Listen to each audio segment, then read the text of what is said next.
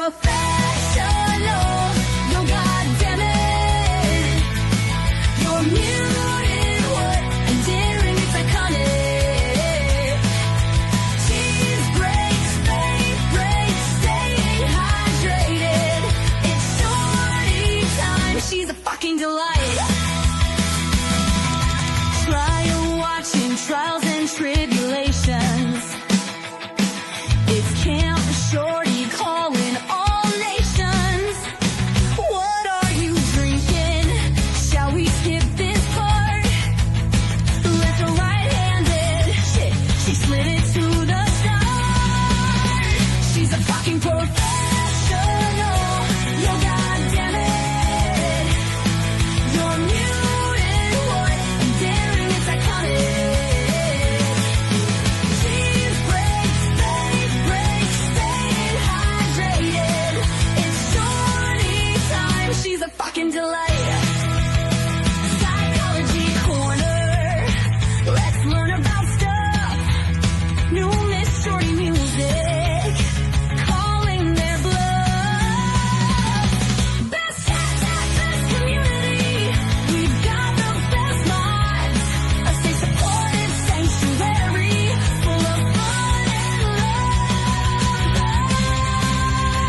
Rock out with your cats out, curse all you want. And here at Camp Shorty, we even say cons. She's a fucking professional, you goddamn it. You're muted, what, and daring, it's iconic. Cheese breaks, fate breaks, staying hydrated. It's shorty time, she's a fucking delight. Hey, shorties, what's doing, y'all? Get in here, shorties. Let's fucking go. Camp Shorty. Camp Shorty. Camp Shorty. Camp Shorty.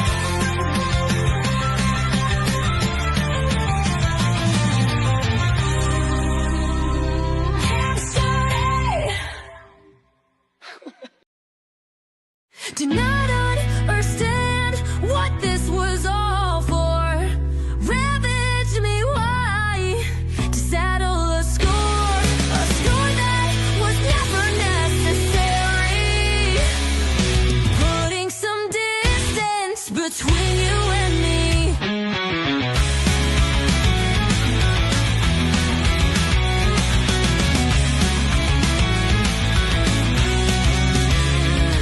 Doesn't matter to you that my whole life is distorted.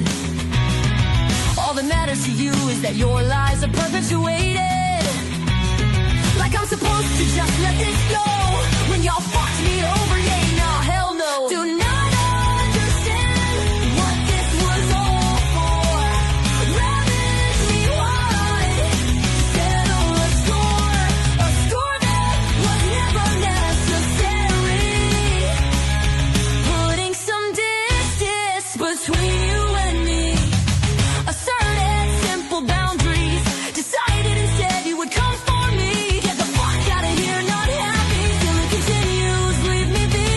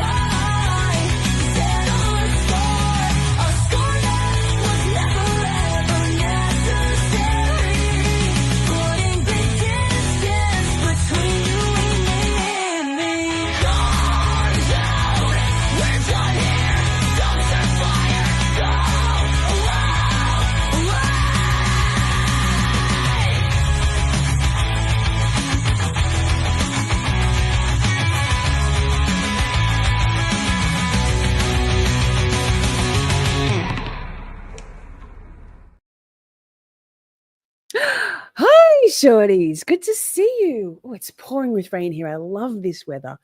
Hi. It's so good. I changed my glasses so I could look a bit different. Lol, and they're crooked because my ears are crooked, and that's awkward. Maybe I'll change my other one. But they don't look as obvious with these ones. Hey. Oh, that's better. How good is it? Have you noticed what the fuck how it amps up as each of the it goes, do not understand, and it goes, what? Like it starts to build to the screamo. Hi Poppy, fancy seeing you here. Starts to build to the screamo. Kind of cool. Hey, Poppy wants a treat. No, she wants love, but she gets a treat and some love. Here, Poppy, this side. Poppy, this side. This side. What's wrong with your nose? Good to see you, everyone. Red Metal's in the house. Simi's here. What the fuck's here? Colors is here. She made it. Red Metal, Simi. Wait, Simi. What the fuck? Hi. Joey's here, of course. Candy's here, I saw. Nick's here, of course. Of course. Princey's here. Hi, Princey. Pammy's here. Lovely. Poppy's licking me. I love that. I think I've said hello to everybody that's Candy. Did I say hi, Candy? Thanks for being here, everyone. We are back to Psychology Corner. Fantastic. Another Lisa Bilyeu. I think it's just Bilyeu, but I don't like that shit. I be cultured, right? Much to popular belief. Love the build. It's pretty cool. The screeching ending. Yes. I didn't program that in either. It just happened. Where did you go? Turkmenistan. Gosh, how was the food? Did you have a chance to have any of their local cuisine while you were there? Love Psychology Corner. Right. This one's a good one. Okay. So I say that every time, but this one is a good one. As you may have noticed from the thumbnail and the name of the stream, 21 comebacks to put a narcissist in their place. Now, Jefferson Fisher is quite the oh my God, my brain starts with an S. Spunk. That wasn't the word I was going to say, but he's quite good looking. Hi, Lady V. Good to see you. And he's got some amazing insights. He's an attorney, but then obviously he comes to Psychology Corner also. So that it's not Dr. Ramani tonight. But we will get back to Dr. Ramani. I'm on this kick of Lisa Bilyeu. YouTube keeps throwing me stuff into my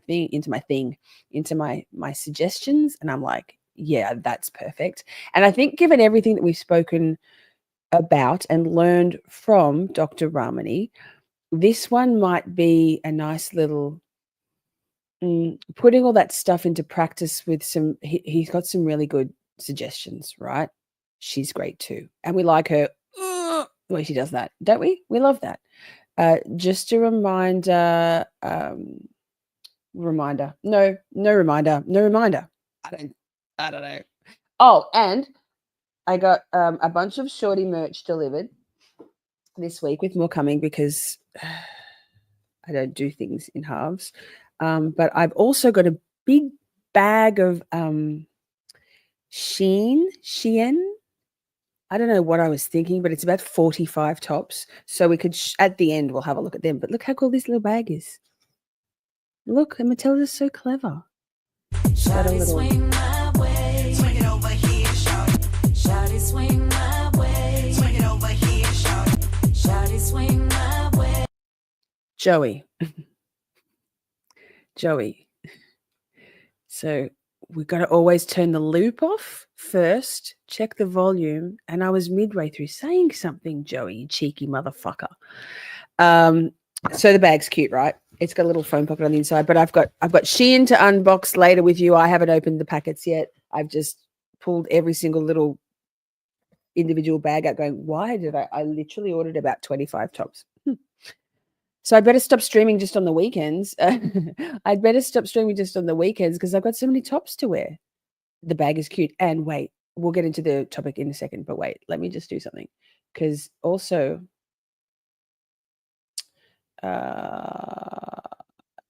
I think it's this one. Hang on.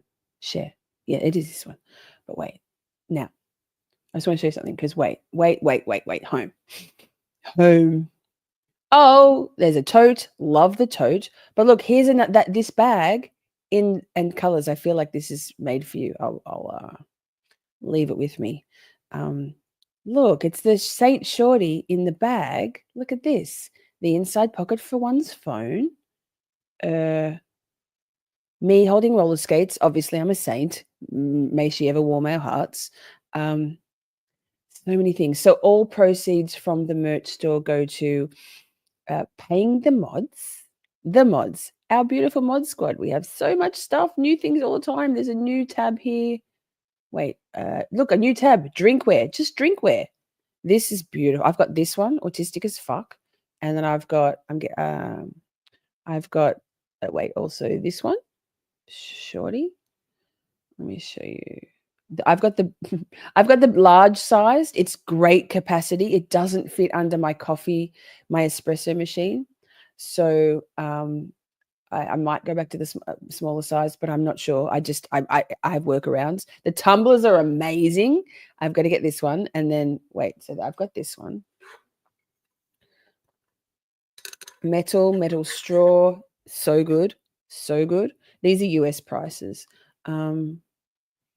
There's a flex back one. We got Joe Tacopina shit there. I've got this one in my cart. Oh my goodness. There's a wine glass. Yeah, I didn't have wine last night because of my migraine. So I will be having wine tonight. What do you think? Super cool bag. Hi, good to see you. Calliope, that's a beautiful name. Hi, Dave's channel. Good to see you. You got the green Shorty tumbler sucking on that fucker now. I love that. Green?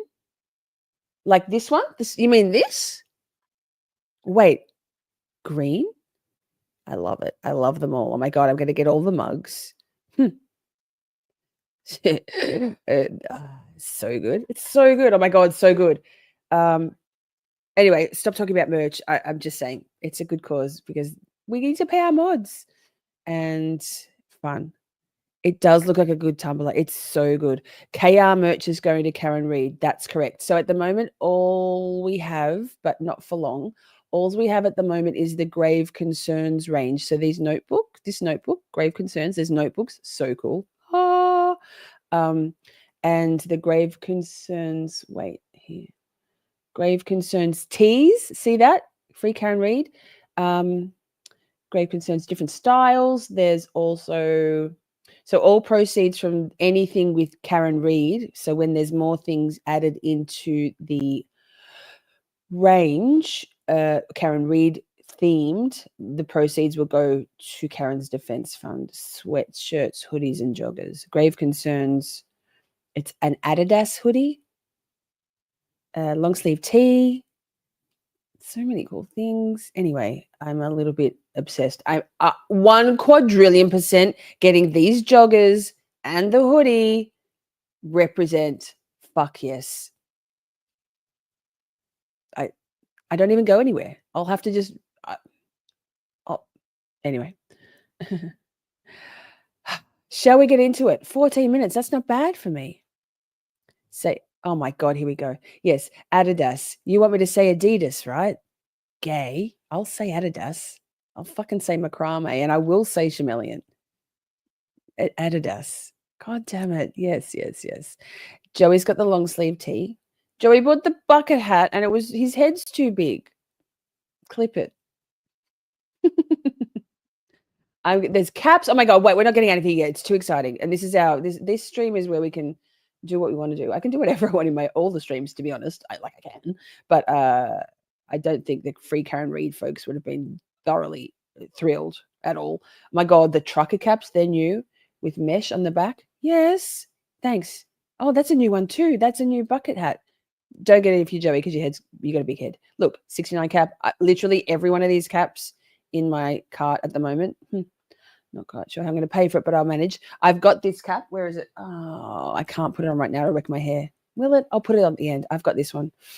It's nice. It's a flex fit. So good quality. It doesn't have a ponytail bit at the back because it's a flex fit, which is why, I'm going to love the trucker caps even more because your girl needs to wear a pony with, but it's a beautiful hat and I will be wearing it. It could be for those days when my fringe is not cooperating. What else is there? Jackets. Oh my God, this is coming. Ah! I've got this coming in the mail. Look at the back. Fuck yes. Get the fuck out of here. Look at that shit. Look at that shit. Adidas cap. Well, German colors. Adidas. Thank you, Nick. God damn it. I love you, Nick. You're the besticles. Just like testicles, only better. The bucket cap, the bucket cap is new.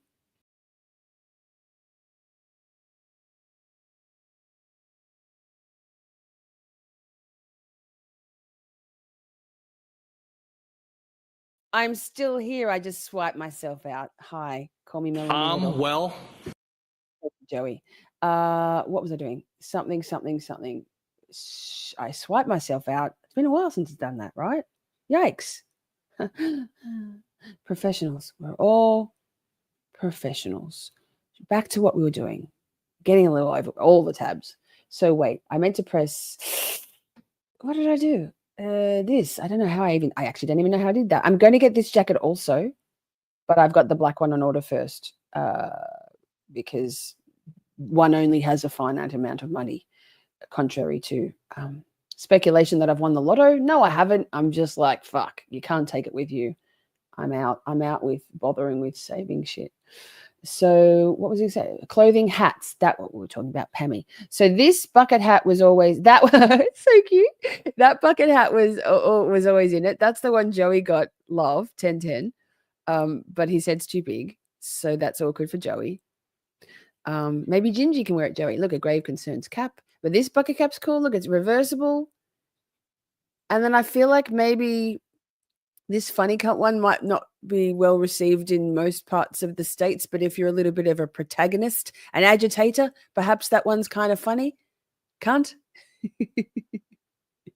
Oh. Hi, Matilda. We're just looking at merch. Like that white is fucking gorgeous. Yeah, right. In the jacket, right. You're back. So we'll get into it now. 18 minutes. Oh my God, someone timestamp it. Jesus Christ. Look, let's get into it, shall we? So we're talking officially back on track. There's stickers, there's notebooks. All the proceeds go to the mods to pay the mods, our beautiful mods, friends. And but anything Karen Reedy proceeds to Karen. Jeez, I'm making my life hard. I love that for us. Here we go. Shall we? They will provoke you into an emotional. They will provoke you into an emotional response because they delight in your anger as much as they delight in your praise. When you react, you are giving away your power. Let's say somebody is yelling at you. Instead of saying, "You can't talk to me like that," you say, "I don't respond to that." Calm down. You're too sensitive. You're overreacting. Most of us women have felt completely invalidated and dismissed by those words. So how on earth can we respond with confidence without losing our cool? If you want to feel confident, then you have Yours to isn't, Joey. I spend my money on this. Assert yourself. Confidence is more of a feeling. Like if I were to say, "Hey, I need you to feel scared right now," you'd have a hard time doing it without. So he's smart and pretty. And there's quite the connection between these two. I'm not going to lie. They're both married. Anyway. Me being scary. Same thing. To say, "I need you to be confident," you're going to have a hard time feeling it without doing something that's going to trigger that. So it's the assertive statements that you can use right into your sentences. So for example, if it's that idea of "you're being so sensitive," it's the having the patience to know, okay, I know I can say something assertive right here. And that is, "No, I'm sensing you're being a jerk." Micah says, "It's just a joke. I'm just sensing you're not that funny." It's that idea of you flipping their words and having the wherewithal in that moment to say something assertive that will then, in a positive feedback loop, give you the feeling of confidence. Mm-hmm. And then with that confidence, you want to say more assertive things. But when someone's being dismissive of your feelings, if you don't know how to be assertive, you absolutely may say something that they can then use to either weaponize against you, or they can just then use that same statement again to prove their point. Yes. As in like, see, I told you you're too sensitive. Right. In those situations with any kind of personality, they often tee something up for you to grab. So they say something ugly. What they're doing is offering you something and saying, why don't you go ahead and take it? Go ahead. And once you take it, once you have that response of that emotional, I can't believe you, I can't, and you have that big reaction, now they got you. I'm going to be perfectly honest, chat. I felt like after the outrage that you all, the disgust and disdain and incredulity that you all expressed over Robert Greene last week, oh my God, the dirty CIA guy, this is the least I could do, right?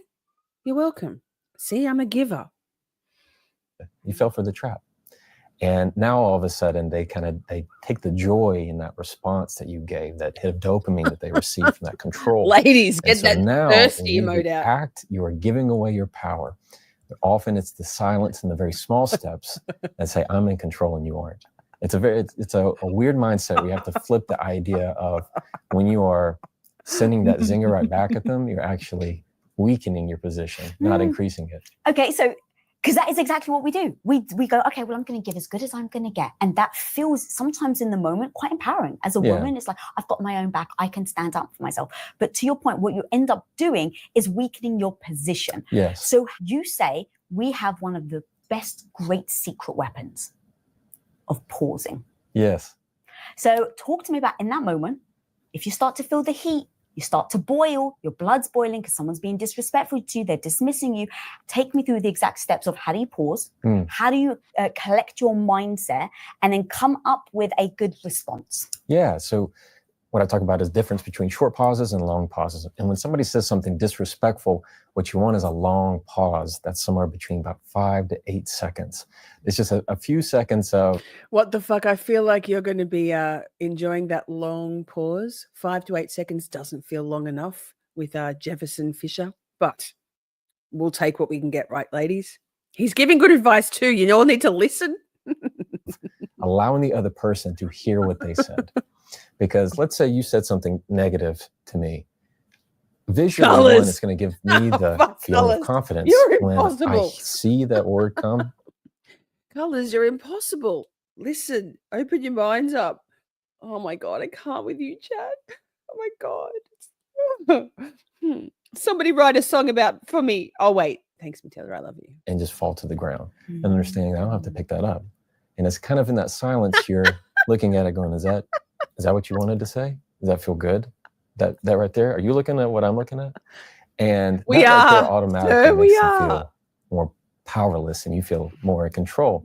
In that pause, you are being their echo. You're being their mirror. So often, if somebody were to say something ugly and I say nothing at all, often what they do is they say it and hear it back in their mind. And often people might apologize and go, I'm sorry, I shouldn't have said that.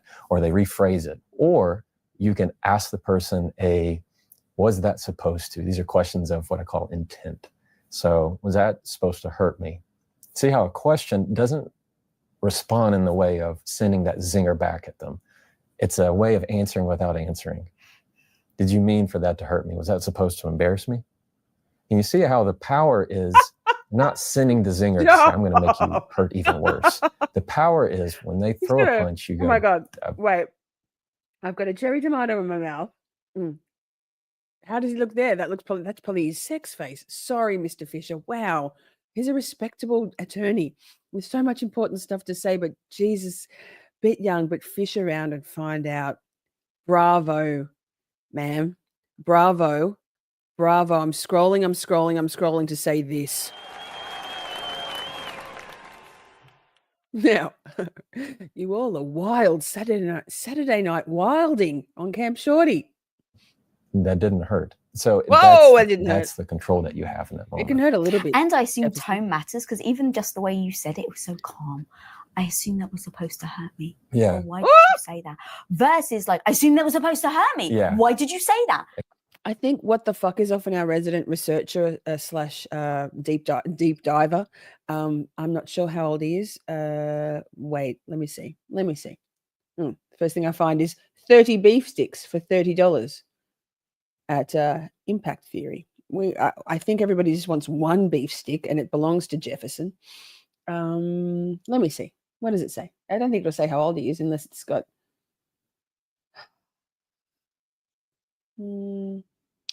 He's a communication expert. Colors, I'm talking to you. Jefferson Fisher. We're diving deep into transforming your reactions and sharpening your communication game. This isn't about snapping back. It's about pausing, reflecting, and intentionally choosing your battles with grace and poise. Bravo. I don't know how old he is. Doesn't matter. He's fine. He's damn fine. Exactly. So take me through how it can be perceived as you're losing control versus actually you have control of the conversation. Yeah, I mean, you can use just what we did as an example. So if I were to say, you can't talk to me like that, are you kidding me? Versus, you cannot talk to me like that. Now, which one sounds more in control? Oh, definitely the second one. And nothing changes except that you're speaking a lot slower, which shows I'm in control of my words. And it also shows I'm in control of my actions. Because when that fight or flight kicks in, which you know all about, you get that emotion, your heart starts to beat, you get nervous, you start to shake, your voice might tremble a little bit, you get tears in your eyes, it's just emotional flooding. You're telling your body in that moment, when you're not taking a big pause and a big breath, you're telling your body, I have a lot to fear right now. I have a lot to be afraid of. So I have to be extreme. I have to say that extreme thing. I have to go all out. Versus when you slow down and you speak slowly. You can do anything slowly. It's fine. Maiden, have you done anything on gaslighters? I haven't done anything specifically. However, we have covered gaslighting as parts of some of our Dr. Ramani episodes. And I have got a Dr. Ramani one. I'm very time poor. It's really fucking annoying that I can't just live stream whenever I want. It's really fucking annoying that there's this whole time difference thing. Like, I've been up since 2. I'm just saying. Margaret is still bar hopping. Yikes, Margaret. Go you good thing. New York City on St. Patrick's Day weekend. Well, you can take the shorties with you. We're there in spirit. He does have Josh Hartnett vibes. So there are more stuff coming up with more Dr. Ramani, less Bilyeu, less the lady of the very subtle, discreet jewelry. Coming. We would love that.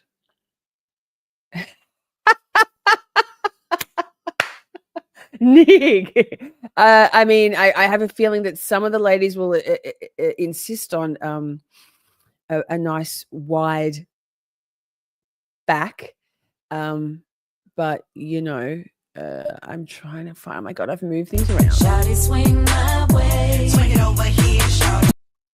I mean, good for them. I'm happy, but I just want to make sure that I am still held in the highest esteem of the system.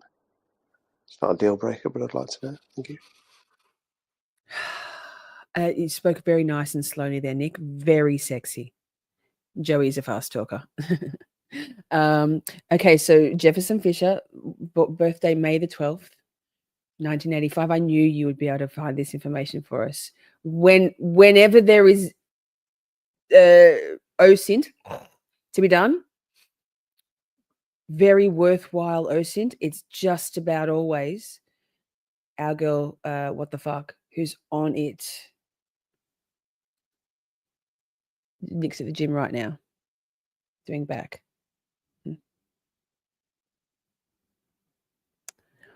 Nick and Joey are our resident hotties. They are. Hotties in their own mind. No, they are. Beauty is more than just skin deep, right, shorties?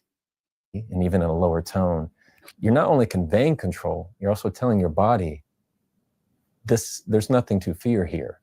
There's nothing to threaten me. I'm safe.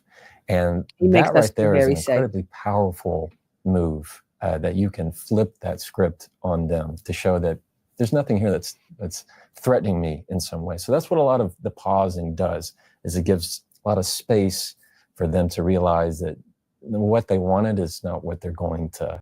How I see it is, when you say that ugly thing, you put it out on a ledge, like you exposed it, and you're hoping, you're praying that somebody will take it. Have you ever thrown an insult and then they didn't give it back? Probably. Yeah, and then you go, oh, I kind of feel like a jerk later. Or you realize, oh, that didn't. Chat. I'm sure you all heard this. I had a mouthful of cherry tomatoes, so I couldn't comment, and I was muted. But what they wanted is not what they're going to. How I see it is, when you say that ugly thing, you put it out on a ledge, like you exposed it, and you're hoping, you're praying that somebody will take it. right? Am I right?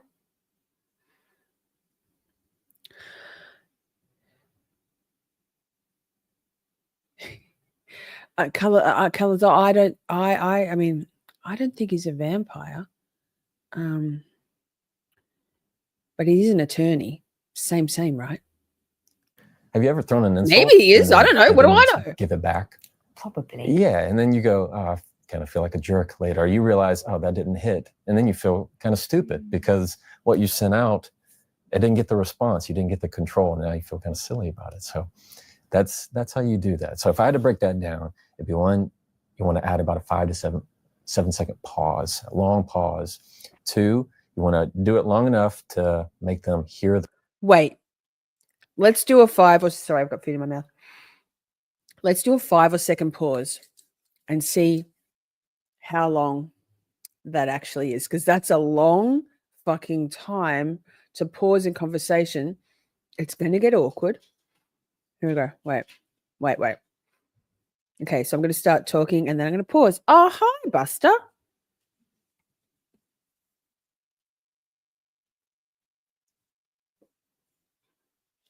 That's 7 seconds. That's a long time in conversation. They're going to be like, is she having a stroke? What's happening? Like, what's happening? Hear their words back. And often you can just repeat what they said back to them. So if you said something ugly, like Jefferson, you're an idiot, and I waited 5 seconds, that said, I'm an idiot. Perfect.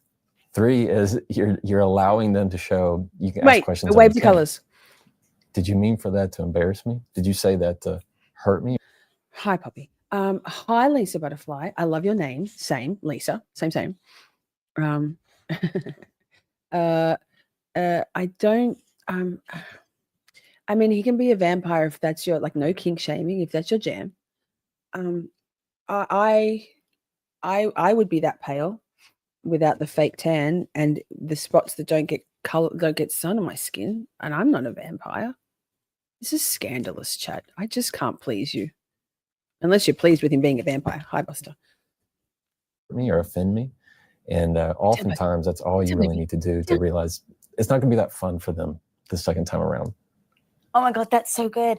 And then in talking about the pause, in the power of it, you also talk about in your book the power of people forcing you to not pause. And it's their way almost of asking your question, like rushing you to answer as a way of them controlling you. Yeah, so in legal depositions, attorneys do it all the time. So yes, Lisa Butterfly, strongly agree. However, that's when we're talking about a narcissist where you can grey rock, you can cut off all lines of communication.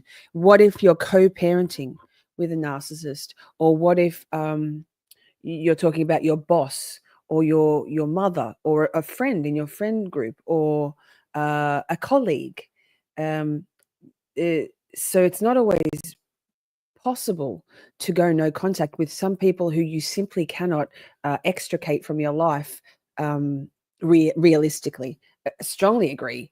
Like, goddamn, cut that shit off. Cut them off. We've done a whole live stream on how going no contact is really the only way. But that's in a perfect world and in situations where there is that ability to clearly sever all ties. It's not always that easy. In fact, when is life ever easy, right, chat? All the time. We want to get you responding very quickly. And when you feel pressured, you often do. A lot of the clients that I have to train them on Let them get all their question out, give it a pause, then you say something. Because otherwise you want to, hey, did you go the other day? Yes, I did. They like to cut in because they just want it over. Yes, Grey Rock. Grey Rock is, I think, I haven't, it's a new term to me, not new tonight, but new to me in general. I think Amber is quite familiar with Grey Rock, and I can probably pull up a definition. I think Grey Rock is, yes, is not reacting. You're right. But there are times when you simply this lovely gentleman, Jefferson, apparently he's a vampire. That's fine with me. Is talking about some ways that you can best respond, and some not tactics, some methods you can use when you're in those communications and conversations with people who are like assholes or toxic people, or narcissists, that you can not feel your power be pulled away, which is what narcissists do, right? They suck your energy, they suck your power. They're so very fucking good at it. So just some alternatives here, which he's providing, which I think are really helpful. Over. Same thing in any argument that you have. You also want that over because you want the threat to go away. But where you find the moment of control and power for them is when you can add distance between what they said and your response. In that distance where you're able to show them that there's nothing here that's really going to defeat me in some way. And so what I like to focus on is when you are trying to rush your words, or you're saying them as you're afraid. So here's the thing with that one, Maiden. I think actually, yes, agreed. It is very much used these days. However, I've been watching a lot of Dr. Sam Vladkin. I don't think that's the proper pronunciation, but that, and also Dr. Ramani. And I think more to the point, a bit like us neurodivergent folk, it's not that there's more of us now. It's just that there's a better understanding of what constitutes and who can and might be neurodivergent. Same with narcissists. I cannot stress enough how many fucking narcissists and toxic people who have narcissistic traits I come into contact with. I maybe it's me, but I don't think that it's overused. But we are also like, and that's why I try to add in toxic people and assholes, because not all people with those toxic traits are narcissists. Excuse me. Vapes are good for you. But these, we can say narcissist, we can interchange it with toxic people. So toxic fuckwits use these same kind of characteristics. Sorry, these same conversation things. They do the same manipulation, maybe not to the same degree as a narcissist, or further still, a psychopath. But absolutely, when your awareness is heightened, you see it all. And it's very, very fucking obvious that there are so many. And maybe I'm a magnet for them, but so many more than I think, because they're very good at hiding their narcissism. It's only, there's little things. And then you get the gaslighting, where you even gaslight yourself and go, no, that wasn't manipulative. That wasn't a red flag. That was me being silly, right? But if your gut's telling you it is, then it probably is. And so I don't know, is it overused, or is it just fact finding and a better awareness of the ratio in our society? And it's getting more and more. Like experts agree that there are more and more people with narcissistic tendencies in Western society, at least, first world countries. Afraid. Because when you get afraid, you like to rush your words. And when you get to slow down, you're in a much better position almost every single time. Confident people know they don't have to say anything. Insecure people always have something to say, always have something to add. Insecurities are loud. Confidence is very quiet. There's a very big difference in that. People in your community would toxic people want to grasp that idea of, I don't have to say anything that I don't want to say. Should I lovely not want to answer Lady that text for lovely. 10 minutes? Maybe No, I don't respond it's to not. that text for the whole day. Then don't. His name is Jefferson Fisher. Sam Vladkin is a very highly, we've watched some of his stuff before. He's a clinical psychologist. He's very good. He's very blunt, very, he's such a good teacher, and has very good. Not this guy. No. There's no pressure, obligation that you have to send it immediately. You don't have to send that full paragraph. You wait a day. It's going to be a whole lot better. And you're the one that's going to feel more controlled and send the message that I you're don't in think more so. control of yourself. All right, guys, we'll be right back with Jefferson Fisher. But just for a moment, I want to ask you, if this episode or any other Women of Impact episodes is bringing you value, then please do smash that subscribe button down there, because you have no idea how much that becomes a calling card to all of us women out there, that this is a place and this is the community to be a part of, because we've got each other's. I think, yes, Joey, capitalism and the vapid, vacuous nature of capitalism, which is exactly the same as the husk of a narcissist, or a person with the opposite of an empath, someone who's just a shell, an envelope, as Dr. Sam referred to it. Sorry, Lisa, about that pause. Yes, very much so. Capitalist society does fuel into that me, no substance, all about the gimme of everything, like the opposite of Camp Shorty, right? Oh, look at him smiling. There's no vampire there, you all. God damn it.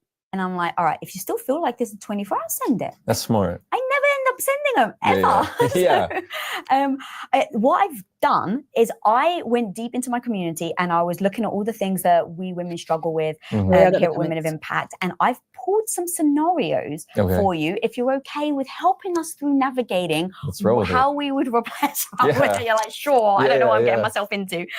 100%. I call people out on their bullshit all the time. And people don't like it, but I can't not. I have no filter. And stopping for a moment and bringing it back to no.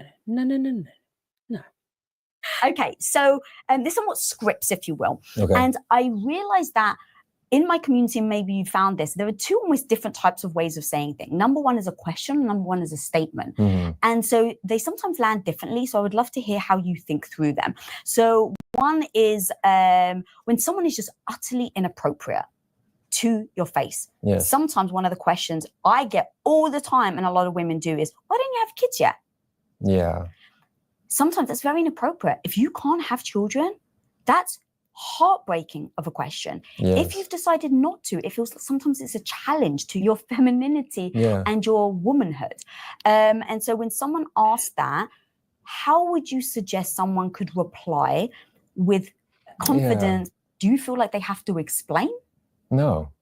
I mean, part of confidence is the understanding that you need to stop justifying everything. You can say no without justifying it. You can say anything you want without having to justify a reason for it. No is, as they say, a complete. I'm actually okay with her jewelry style. I like it. Have you seen my hoops today? They're not exactly subtle. I fucking love that shit. I used to only wear men's watches, big ass watches. I don't mind her style. I don't mind her style. Complete sentence. And it's so okay. in that scenario, somebody gets asked about, Wouldn't the world be a boring place if we all like to wear the same things and watch and listen to the same things and, do the same things? I think we should celebrate difference and different ways of dressing and thinking. why aren't you having kids? Why haven't you had any kids? Or why don't you have more kids? One, that is an extremely offensive, appropriate question. In that kind of situation, reading the room, you could do one of two things. One, you could ask the question, and I would begin it with, is it? I like asking things with is it, because it props it up in their side of the fence. For example, is that something you need to know? Is that something important to you? Is that something you care about? Or is that something you should care about?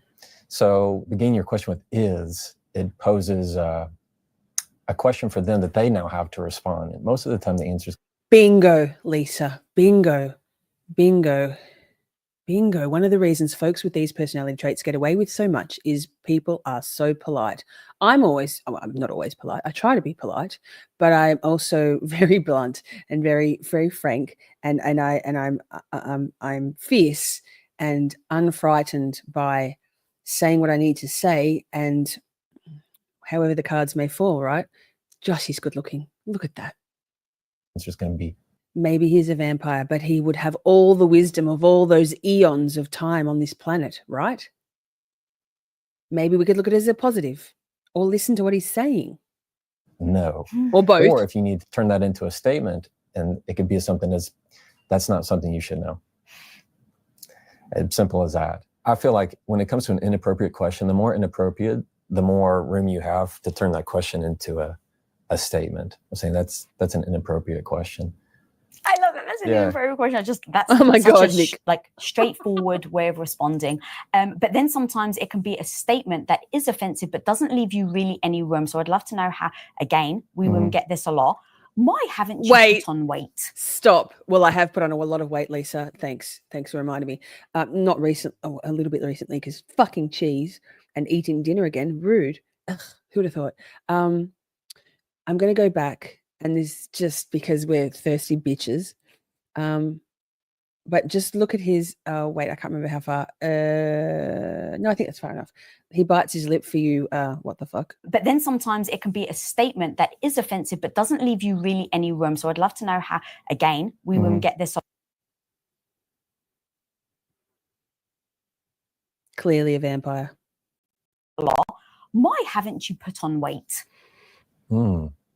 Anytime they get questions about their exterior, what I like to recommend is that they own it. Whatever it is, they need to love on themselves. So whenever somebody gets a question about weight, their appearance, my recommendation is for them to own it. Hey, looks like you've been put on some weight. Yeah, I've been hoping so. I think I look awesome. I love how I look. It's just owning it. Yeah, I love that. Fuck it's so hard though. I was 19 years old and I was known to be very skinny, like as a kid. And then I had blossomed and my body started to change and I put on weight. And my roommate's mother walked past me and was like, wow, you got so fat. Ooh. I remember this to this day. Yeah. I've had an unhealthy relationship with food. A lot of those comments can not just be a jab. Right. It can be something that you remember for the rest of your life and your identity gets built on it. But sometimes it can be so damn hurtful that you take it personally, you really take it to heart. And do you see how, even in a little instance like that, maybe she didn't mean it, but you took it a lot differently. And so in that, just that scenario can prove that it hurts and you carry it as much as you decide that it hurts and how much you want to carry. And so even when you say, well, I've remembered it forever, well, that Colors, missed opportunity there. You should have been 569. wasn't her choice. It was yours. And so every time it's that ability to say, okay, well, if I have the choice to remember this, I also have the choice to let it go.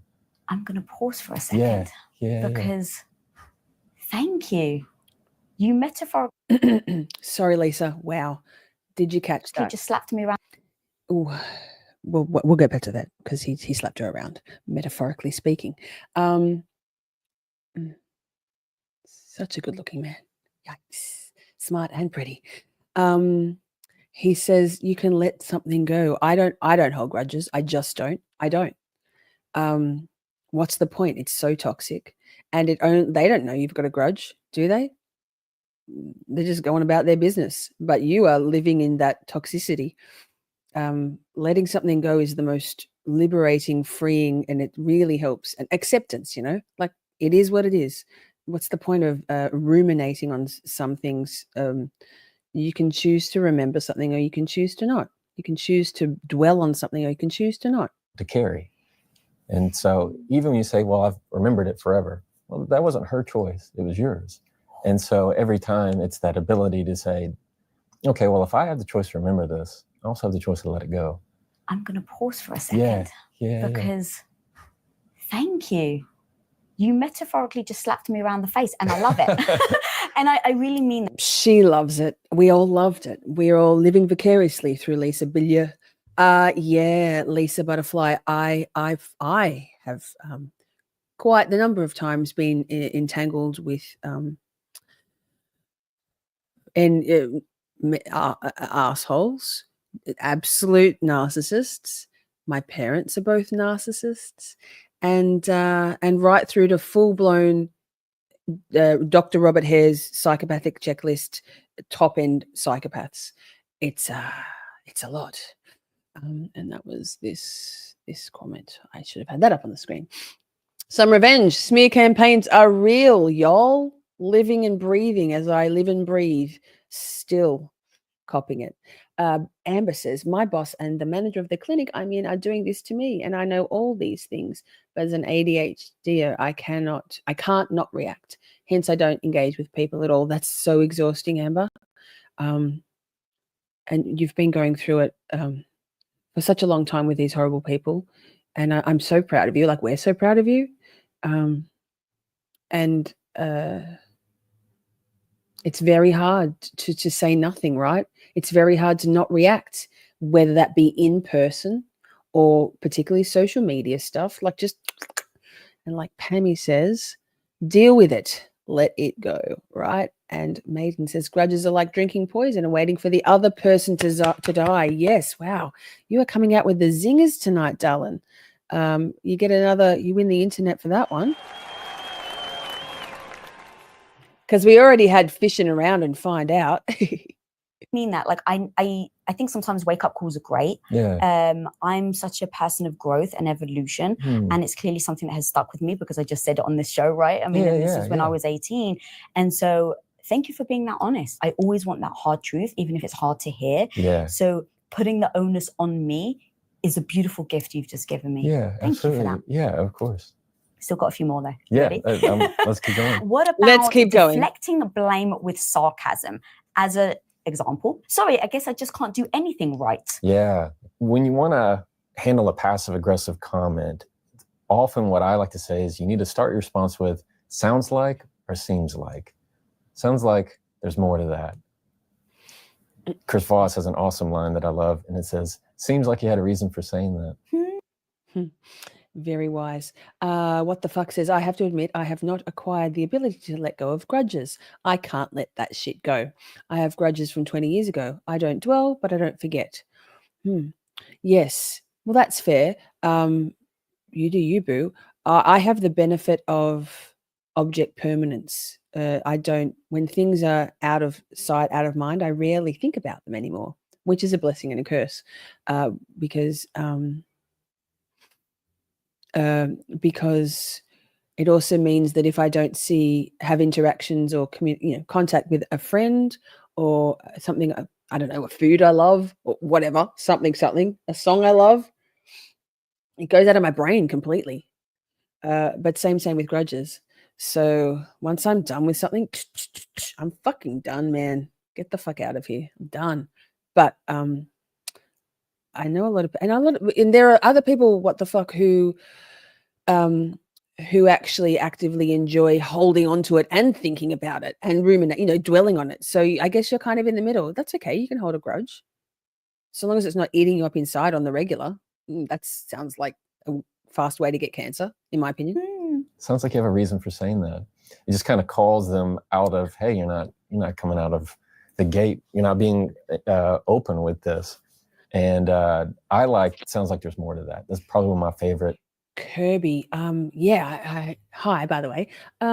I think so. I you don't hold grudges, but I don't forget. Yeah, I guess you're spending. Yeah, I think there's a difference. So you're not angered about the thing, about or you're not like going about those things, but you also think about them.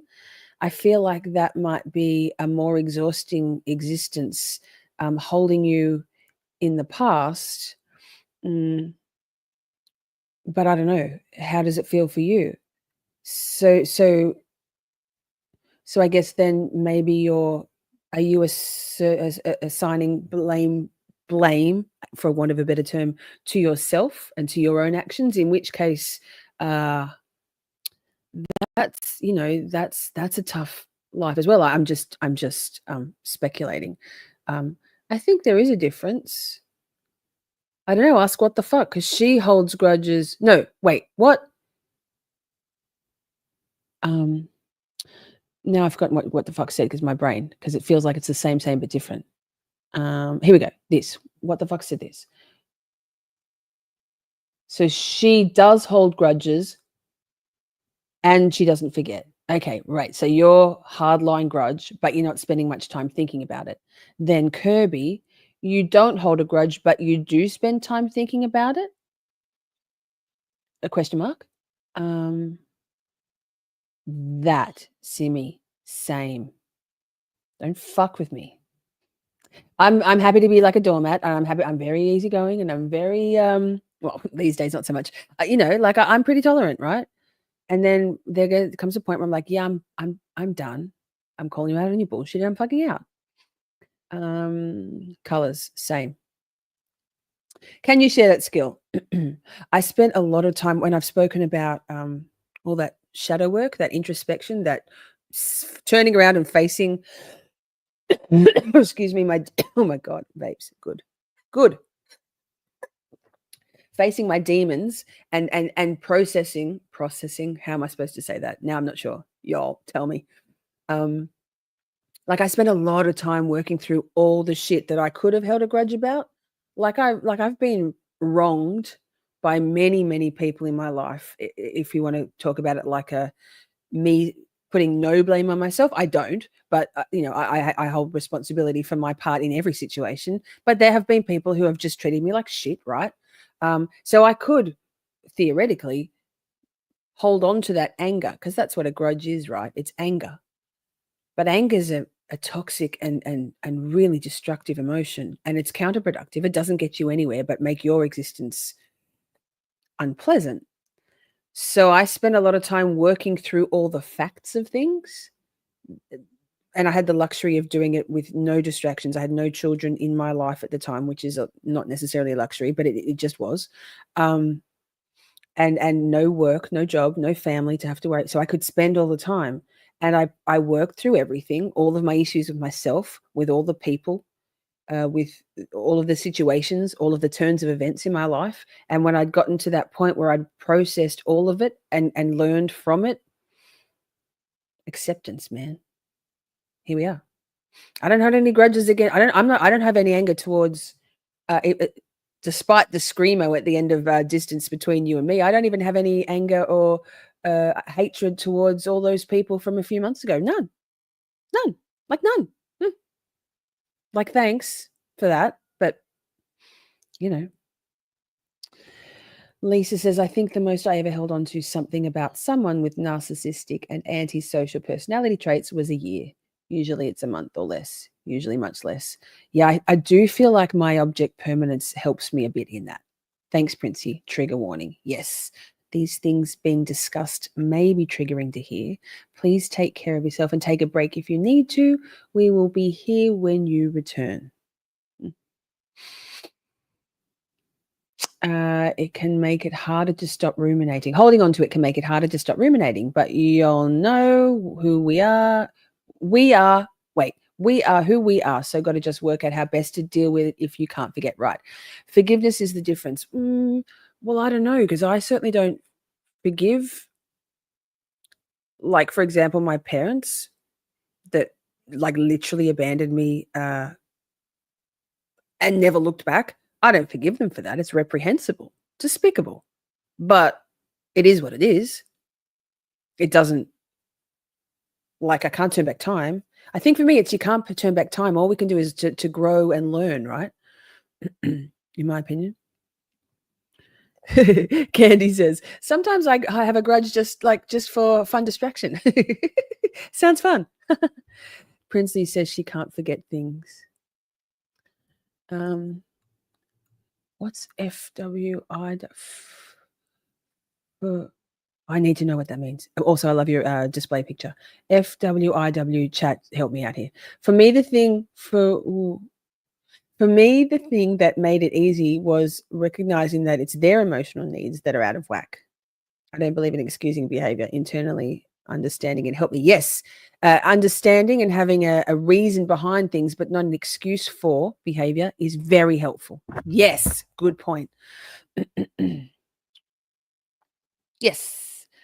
And sometimes, and also if you straight away go with not thinking about a thing or a situation or a treatment or a person, then maybe you haven't dealt with it right yet.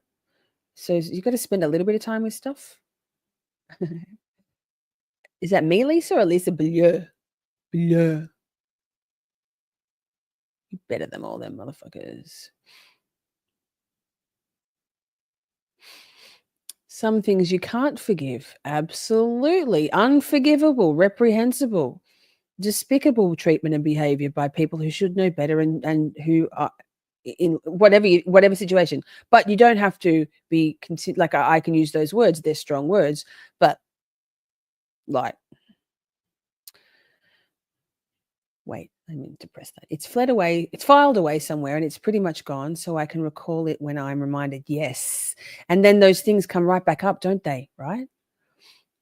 Yes. Forgiveness is actually one of the key things that lets narcissists keep hurting people. Agree, or toxic people, because we're conditioned, particularly women.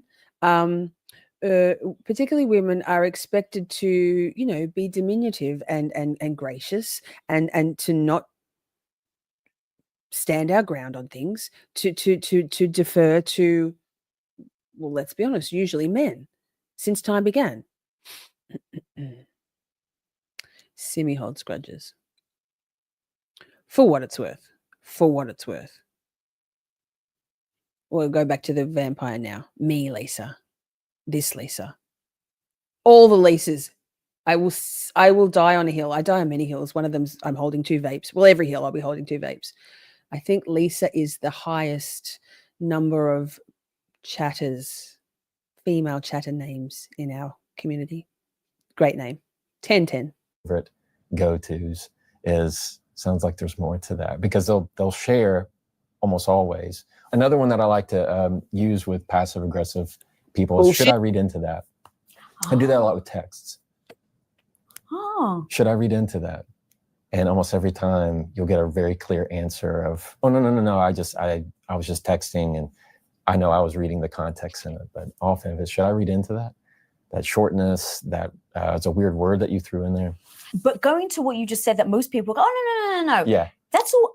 Most of the time I assume that's BS. They actually do mean something. Sometimes, yes. But the point is, you called it out. Boom. The point is, you called it out. Hey, would you like a song? Want to have a song? There's not all the songs are there at the moment, because we had to make, we the royal we, Joey we, had to make some room for the top 10 countdown numbers. Oh, but some of them are gone now. Good work, Joey. Oh, he couldn't even swap all of them out. Let's do, I love, this one's for Amber. I know you love this one, Amber. This is her anthem. Let's do this one. Fuck, I finally remembered. God, right on the edge of the seat, but I forgot about it, then I remembered it. And there's nothing I like better than snuggling up in a foxhole, discussing the mechanization of Russian agriculture, and listening to some shorty tunes. Now I can't find it. God damn it, Lisa. Here. Scorched earth flamethrower, DC all knower, rage tweet, dirty delete, guilty of it all.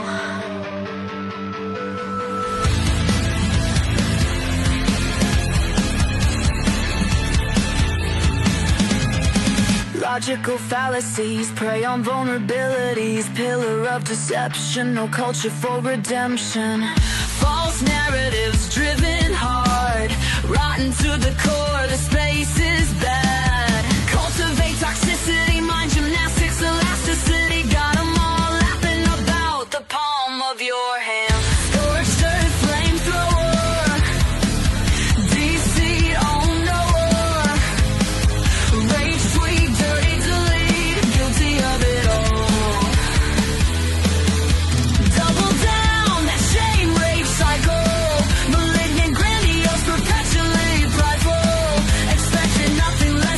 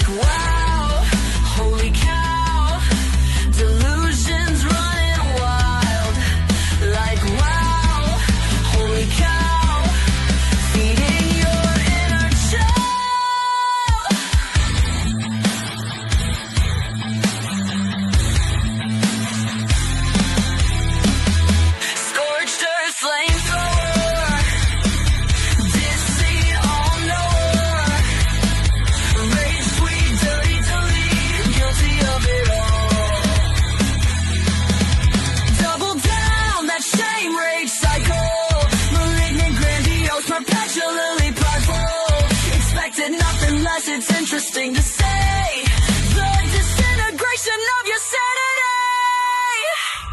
Scorched earth flamethrower. Defeat all knower. Rage sweet, dirty, delete. Guilty of it all.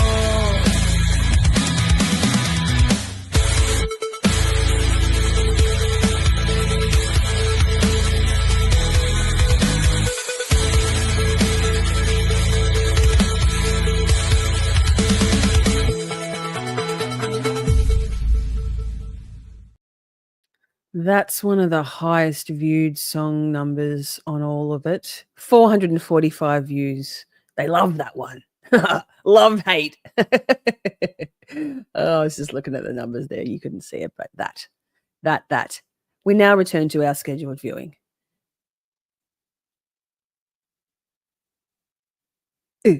Right. Okay. So the fact that they're backing off, you don't then proceed. You just back off as well. Do you? Yeah. I go actually a little harder. Yeah. Recently. So passive aggressiveness for me was such a trigger because I was like, I don't know how. Like, it feels like they're insinuating something. They're not quite saying it. And then if I bring it up, I used to be then saying, "Oh, you're being paranoid. Like it's all you." And so the blame keeps coming back to you. Yeah. So then that makes you not speak up when someone's being passive aggressive. I realize that doesn't help. I feel like that is a bit of a bullying technique. Yeah. And so I started to call people on it by saying, like, what do you mean by that statement? Yes. And then they would back off. And I'm like, but what did you mean? Like, no. But what did you actually mean? Yeah, you like to take it further. Only because I have noticed, and I would love, you're the professional, so I want to know your opinion, but only because I noticed it doesn't eliminate the problem. They're just going to be snide and passive aggressive in a different way next time. Oh. So do you advise to not then keep going? Yeah. Stream Elements knows what's what. Stream Elements says, I was thinking about moving to Moscow.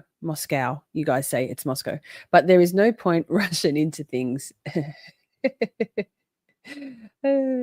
Depends. I mean, I think that I like to view it as if there's like a two negatives. Thank you for being here, everyone. Like I'm just showing you right now when I say something like sounds like there's more to that, and you kind of go away, and me say, no, really, you go ahead and tell me. What did you mean by that? What did you mean by that?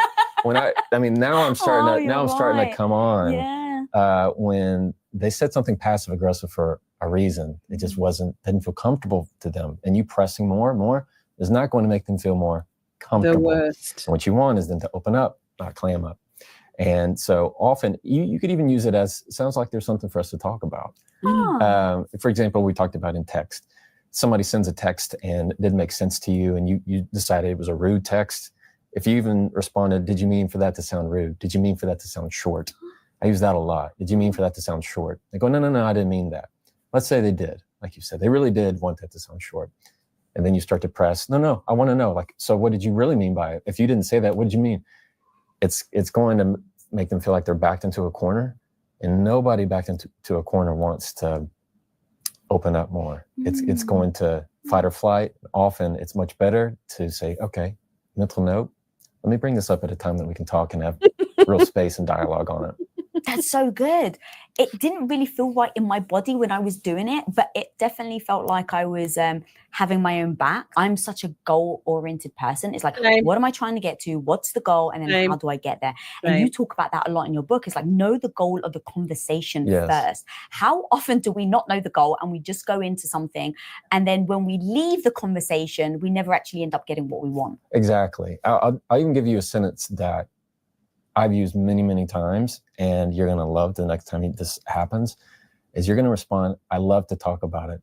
And what you're saying is, no, this topic right here, let's keep going on it. And that's, passive aggressive people don't like that because they're getting called out. But if you were to even respond, I'd like to talk more about it, happy to talk more about it. What you're sending is two things. One, I'm addressing what you're saying without responding to the passive aggressiveness. And the other side is I'm showing you here that we have an open window to actually have some dialogue. That's going to be their decision to walk through that door or not. Coming up. Bad things happen when you force somebody to have a conversation when they're not ready. We'll be right back. But first, I want to talk about the fact that we women need to be getting a lot of protein throughout the day to help us stay healthy and before I discuss without me at us at work, Special offer of 30 beef sticks for $30. 30 beef sticks for $30 sounds like a bargain. Nick, I imagine that you and Joey both have an issue with her pink top and her necklace, Wonder Woman. Google's Wonder Woman necklace again. Beef sticks. Oh, dirty paws. Sorry, Lisa. But it's only through my link, so head to the show notes and click that link, my homie. Now, back to the episode. Got a couple more for you. Yeah. When someone's just trying to avoid the communication, nothing's wrong. I'm fine. When clearly nothing's fine. Yeah, it's that idea of they're not ready to have it right now. And bad things happen when you force somebody to have a conversation when they're not ready. You've had a long day. You've had a full day of studio recordings, running all your businesses, everything you got going on with your game and wonderful things that you're impacting all these women all over the world. And then you get home and you're just tired. But right then and there, your husband wants to have a very important conversation. Comes out of the blue. They say, hey, we need to talk. You go, okay. And right then and there, somebody's going to force you to have a conversation about something deep. They're wanting a 80% conversation when you have 10% to give. Right. And when that happens, you will do anything. No, we love it, Lisa. Fight Carry it, on. shift it off. You're not in a good mental. We love it, Lisa. Like, honestly, welcome to Camp Shorty. Welcome to Psychology Corner. There's no judgment here. Maybe just from some factions within the coalition that is Camp Shorty, throwing shade on Lisa's jewelry. But otherwise, no. Talk. We're talkers here. Seriously. There's no such thing as over talking. Nick says, I'm back. I had to do some exercises that required headphones off. Are you wearing a robe, Nick? Oh, Matilda's not here, still here. We still need a shorty robe. Putting it, write it down. For Nick, there's been some dissension as to whether it should be a silky boxer's robe or a fluffy robe. I think both, but okay. Mental space with it, instead of being upfront that this is not a good conversation. So it's okay to say, I can tell I'm not ready for this conversation. On the flip side, you do the same thing.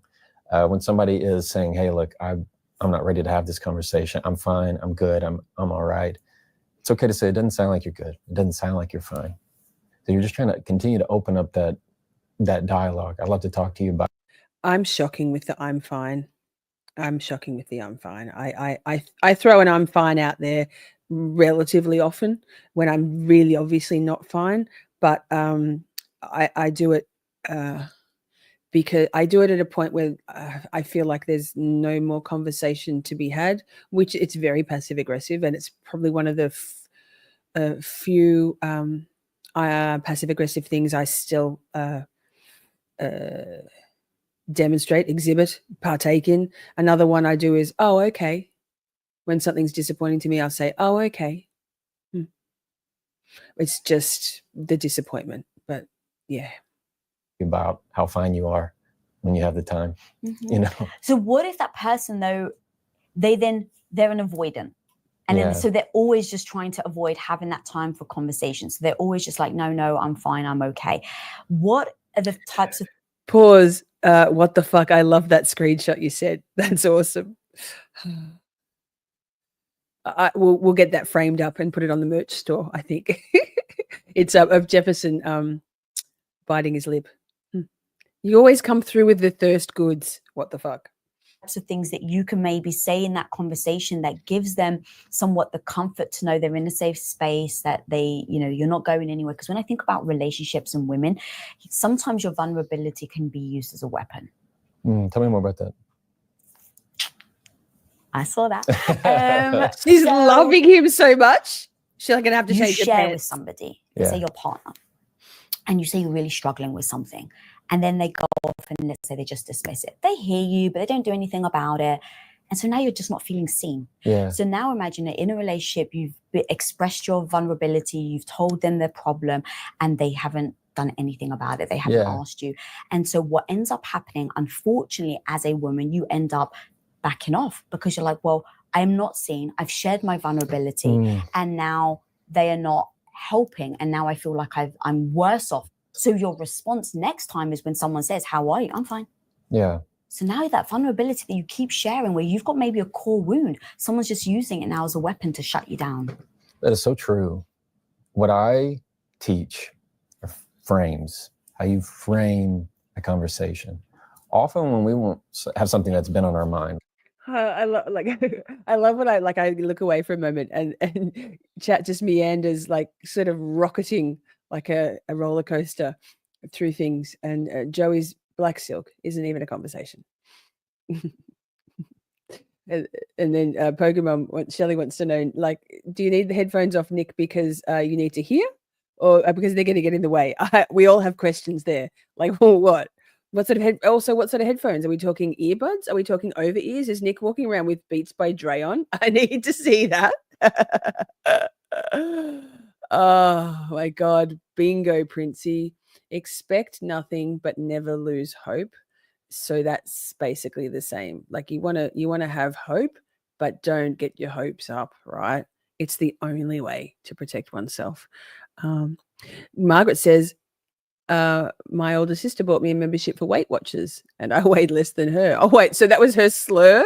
Oh, you fat bitch, Margaret. Wow, that's harsh.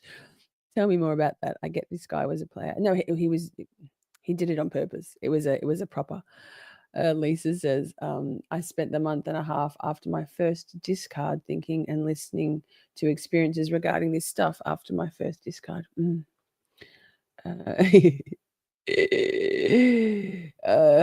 Amber, right? That's so rude. That's so rude. In stark contrast to my mother saying when I weighed 32 kilos in the peak of the depths of my grief about my husband passing, and she said, we were walking down the street in public, and she said, Lisa, you need to put on some weight. You look like you're dying. People are staring at me. Same. Okay. But the slur, the oof of it all, Margaret. Don't apologize. None of our brains work particularly well most of the time. We're all a little bit easily distracted. We all do typos. Don't apologize. Seriously, you're very welcome here, Lisa.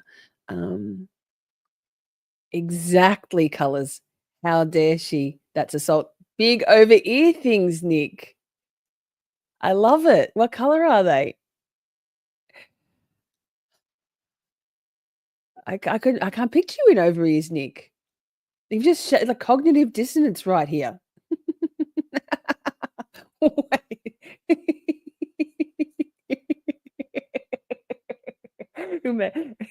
Maiden, you can put your big thing over your ear, Nick Francis?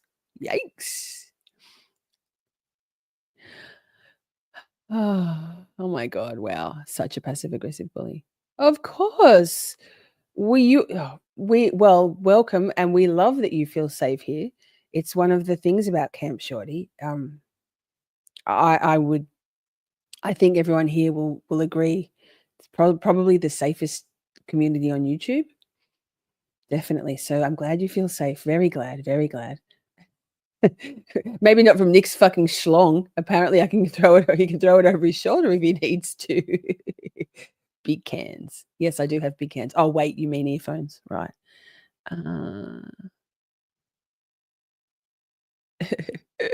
You guys are crazy. Same. She said she wanted to help me, so I didn't start to gain weight like she did. It was about 100. So basically, wow. There's so much there, Margaret. Wow. Saber. We take them often. So Joey isn't the only one with a big one. God damn it. It's obviously the last stream of the weekend, right? We are so happy that you're here. I love it. It's beautiful. Oh my God. Fight Club, Nick. It's fine. Not our Discord, someone else's Discord. We don't have Discord. What are you talking about? Here, I missed an opportunity. I'm going with it anyway. Take two. We don't have a Discord. What are you talking about?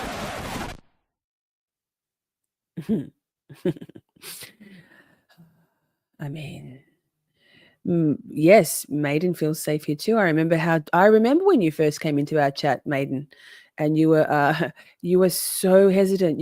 I remember you actually said, "Is it safe here?"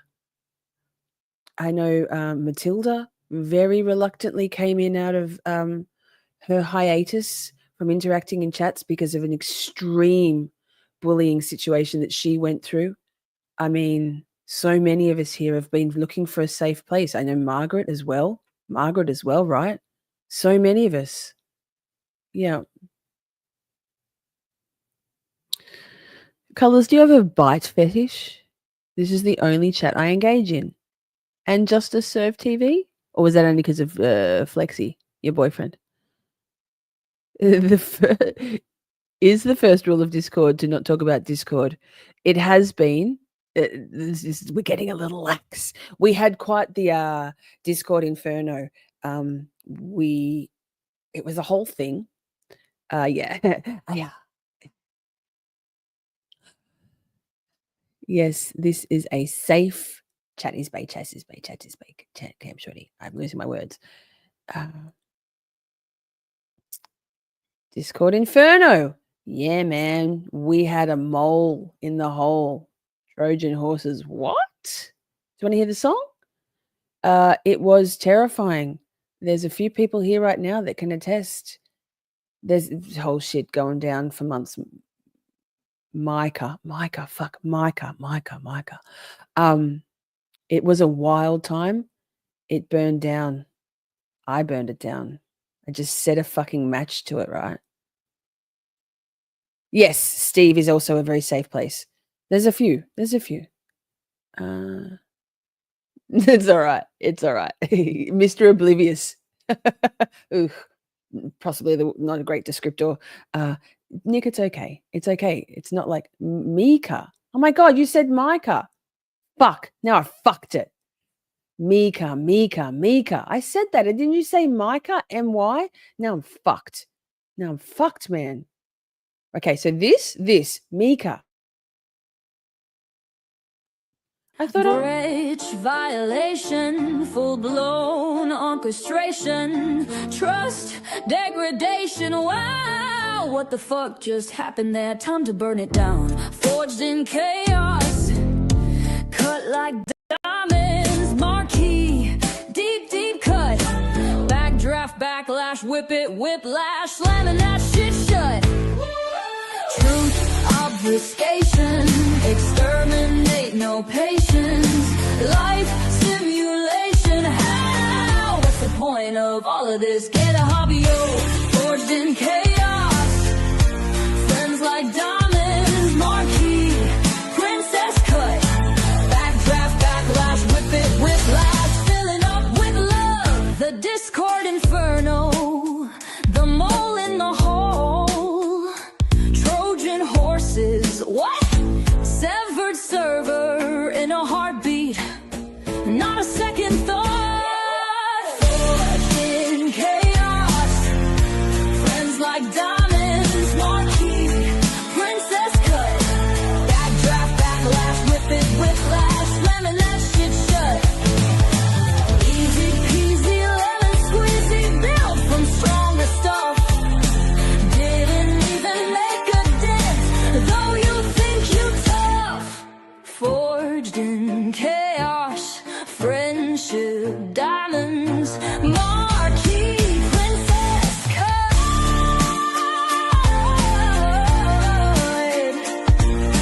Backdraft, backlash, whip it, whiplash, no, we've had enough. Truth, obfuscation, exterminate, no patience. Life simulation, how? What's the point of all of this? Get a hobby, oh. Forged in chaos, friends like diamonds, marquee, princess cut. Backdraft, backlash, whip it, whiplash, filling up with love.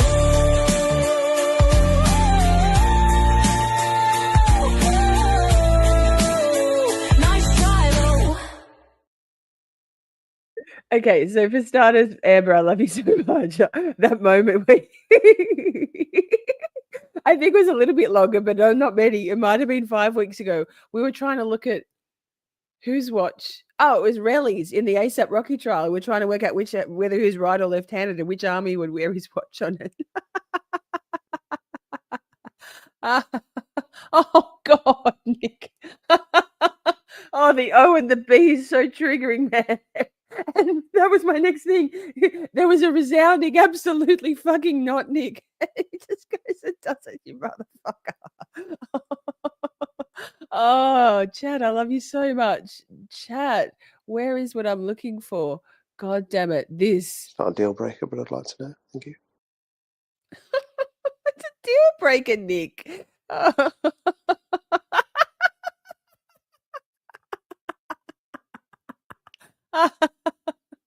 Oh, wow. Wow.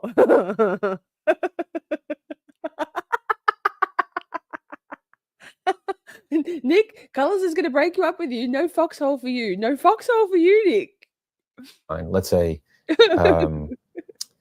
somebody in your community has had a full day, but in the back of their mind, they've been thinking about something that's That reminds me, pause. Amber, remember how I told you that, oh my fucking God, I bought a Emily D. Baker hoodie and I accidentally ended up spending $160 Australian on it, right?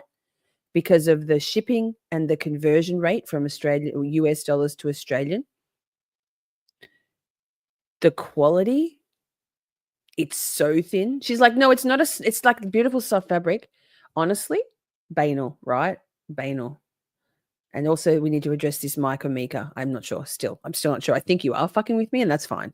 Nick is feral. He's gone to the dark side. Banal. But Amber, the hoodie, our merch, I've one hoodie and Joey's got a hoodie. Holly isn't here now, but she's got one. Joey's got the zip up. It is thin. I did get it. It is thin. I got the purple one.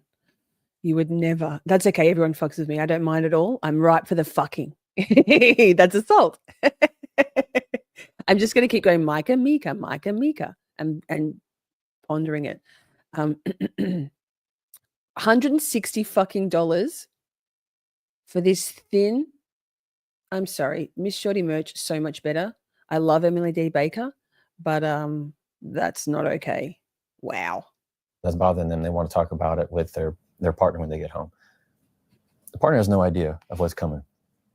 They've lived with the thought for 0 seconds versus the other person has lived with that thought for 8 hours. And so when you come to meet, it's not even a fair playing field because somebody's had a whole lot of depth and time to prepare for the conversation and the other person has had none. They're totally cold on it. And that leads to it's like oil and water. I mean, it's just going to go terribly because they're not ready. I mean, she's a cunt, Pokemon, Shelly. My brain goes Pokemomo, then I stop. I go Pokemon, mom. That acronym, not our Nick, but the other one is 100% a cunt, but not OBGYN. No, just a cunt. Not ready for that, especially not to the depths that you're wanting. If you're being emotionally vulnerable with something, there's a lot of miscommunication when they say, no, I'm trying to pour my feelings out to you. And the other person's going, you just asked me that you want to talk. What are you talking about? I've had a full day of work right now. That's when you want to pour all your heart out. I'm not ready for this. And that's a fair thing to have that position. Using frames allows you to position difficult conversations that's going to give it. Sorry, Mr. Fisher, but lol, Micah, Mika, not sure. Still, I will never be sure. You are definitely fucking with me, and I'm so here for it. I didn't understand, but that almost went past. Anal? Apple makes butt plugs? And then chat loved it with an A.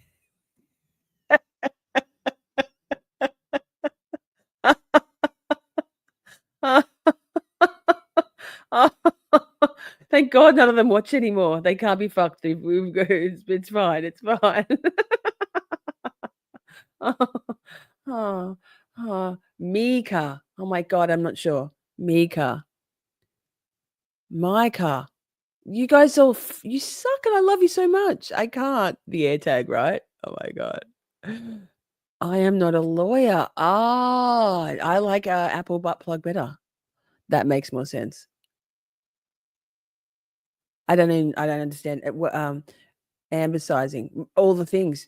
Shelley, You understand? Here, wait, this is very perfect timing. Wait, it's only very short, but right now, I've got this vibe right now.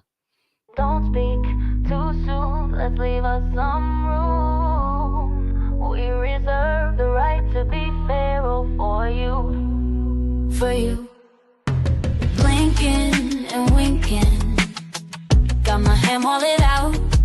It's a ratchet redemption. Gone chase me some clout, get me to the testicle festival. Blue balls, bulls, balls, Rocky Mountain oysters. It's a test fest. I fuck, how great. Blink my lips, both sets. Shall we make it a date? Blinking and winking, got my hand wallet out. It's a ratchet redemption. Gone chase me some clout. Don't speak too soon, let's leave us some room. We reserve the right to be feral for you. For you. But is there a boo ball that we can attend? 'Cause we never ever ever want this feral shit to end. Moist panties, meet curtains. No, Jesus fuck chat, let's fucking go. Winking and winking, got my hand wallet out. It's a ratchet redemption. Gonna chase me some clout. Moist panties, meet curtains. No, Jesus fuck chat, let's fucking go.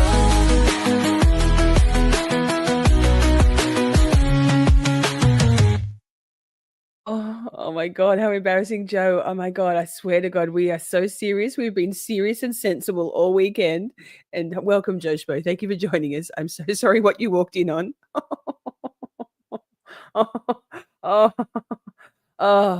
And for context, that song was written from one of these kind of feral chats. And I jotted down a few of the wild, hectic, feral things that people like, colors and Shelly, Pokemon, and yes, it absolutely, and then Joe walks in and says, "Hi, chat," and we're like, "Oh no!" Oh. So we got it out of our system, right? Ratchet redemption.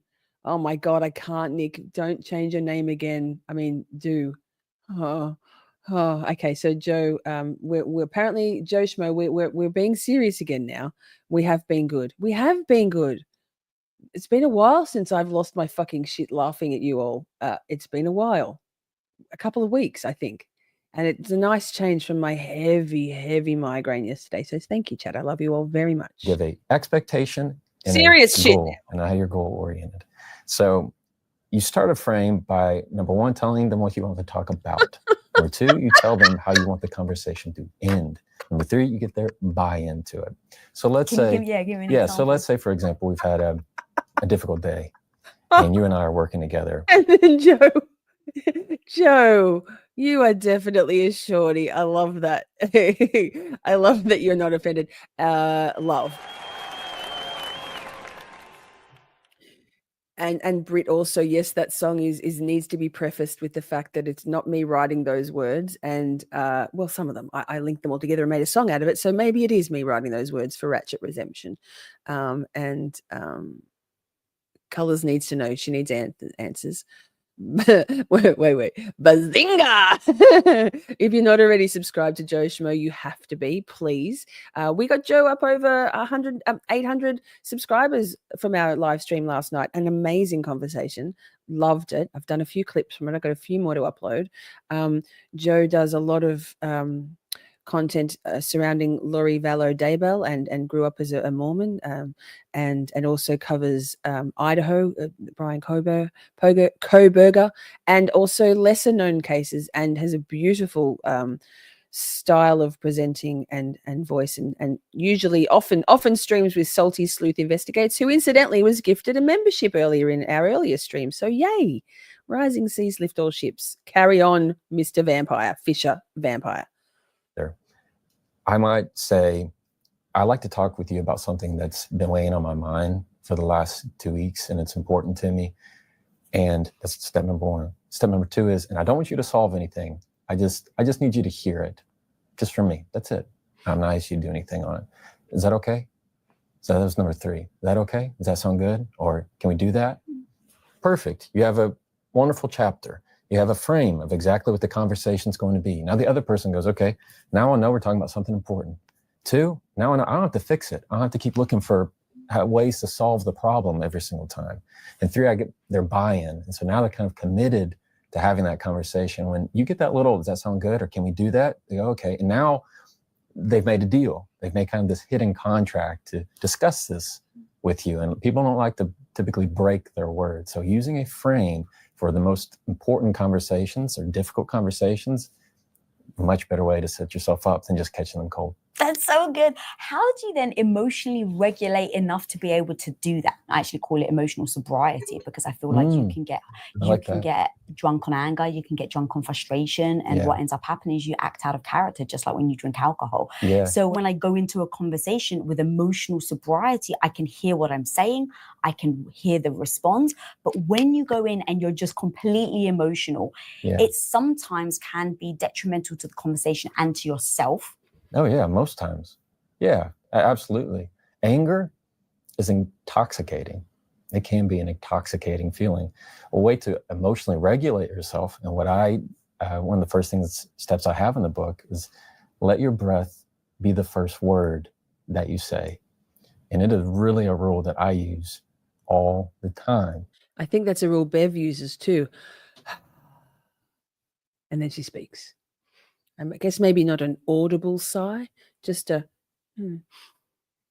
breathe in and then breathe out your calm words, right, to the vampire. He's got black eyes.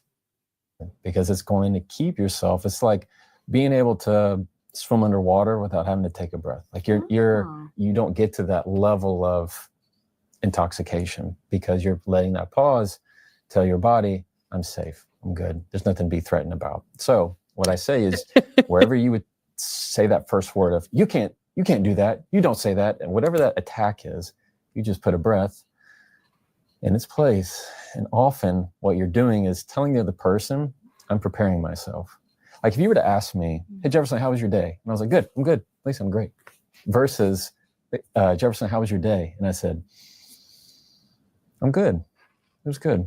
I mean, just that right there, I automatically cued you in that I thought about your question. I felt controlled when I said that. So just letting your breath be the first word is such a power move when it comes to regulating your emotions, because it's breath, as you know, that continues to calm yourself down, especially when things get most heated.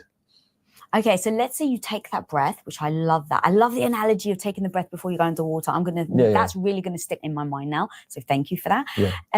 So with that analogy of taking the breath and pausing, imagine you do that and now you're in a conversation, and then as the conversation starts to progress, someone says something that ends up triggering you. And part of the thing that you really talk about in the book is about your psychological triggers and how when someone triggers you, it can have the impact of a response that you then have. And so I've got a couple of examples, again, if you don't mind. Okay. So the competence trigger. So I've got an example. The wife has been the homemaker the whole relationship, and the husband makes a passive aggressive comment about her cooking. He says, that's one way of cooking meatloaf, I suppose. The impact of that competence trigger is that it pushes you in. Now I'm so confused. I'm so conflicted. I'm second guessing myself. I'm gaslighting myself. Micah, were you thinking that maybe Amber had an android anal bead in bed? Or yikes. It's all cleared up. Into overcompensating and seeking validation and doubting yourself. So Mika, in that moment, let's say you've been triggered, let's say you've been told your whole life, you're not very useful. And so now you pride yourself on being that stay-at-home wife, that supply, really serves the family. And then you get one of those passive-aggressive things. That isn't just a moment of, well, that was kind of rude. It now starts to pull the thread of your entire identity. So when you get moments of triggers like that, how do you then regulate yourself enough to be able to then finish the conversation instead of storming off, slamming down the phone or Oh, telling yes. someone a rude text Oh, yeah, message yeah. back? Often what I like to teach is that when you It's going to be when Apple. you claim it, Apple butt plugs. you for control sure. it. Meaning when you say how you're feeling, you are controlling that emotion rather than No, I don't. internalizing it. That's the power of detachment. I get to say, I'm mad. You're not mad, you're Lisa. You feel mad. And so it's just that little ability to separate out who you are from the emotion that you're feeling. Very important. And also saying it makes me feel, or it feels like I feel that. This is how that makes me feel, rather than you did this, you said that. Gives you control over it. So even if you were to say something, or let's say the husband makes a dumb comment about meatloaf, is just saying, I can tell. Begin your sentence with, I can tell. I can tell I'm getting defensive with that. I can tell that upset me. I can tell I'm very sensitive to that. I reckon Matilda's going to take that ball and run with it. It can be in the After Dark line with my my calendar, and the robe, the silk robe. I guess. I mean, I'm sure there's a market for all of this. I've got to get my foot in the door somewhere, don't I, chat? That comment.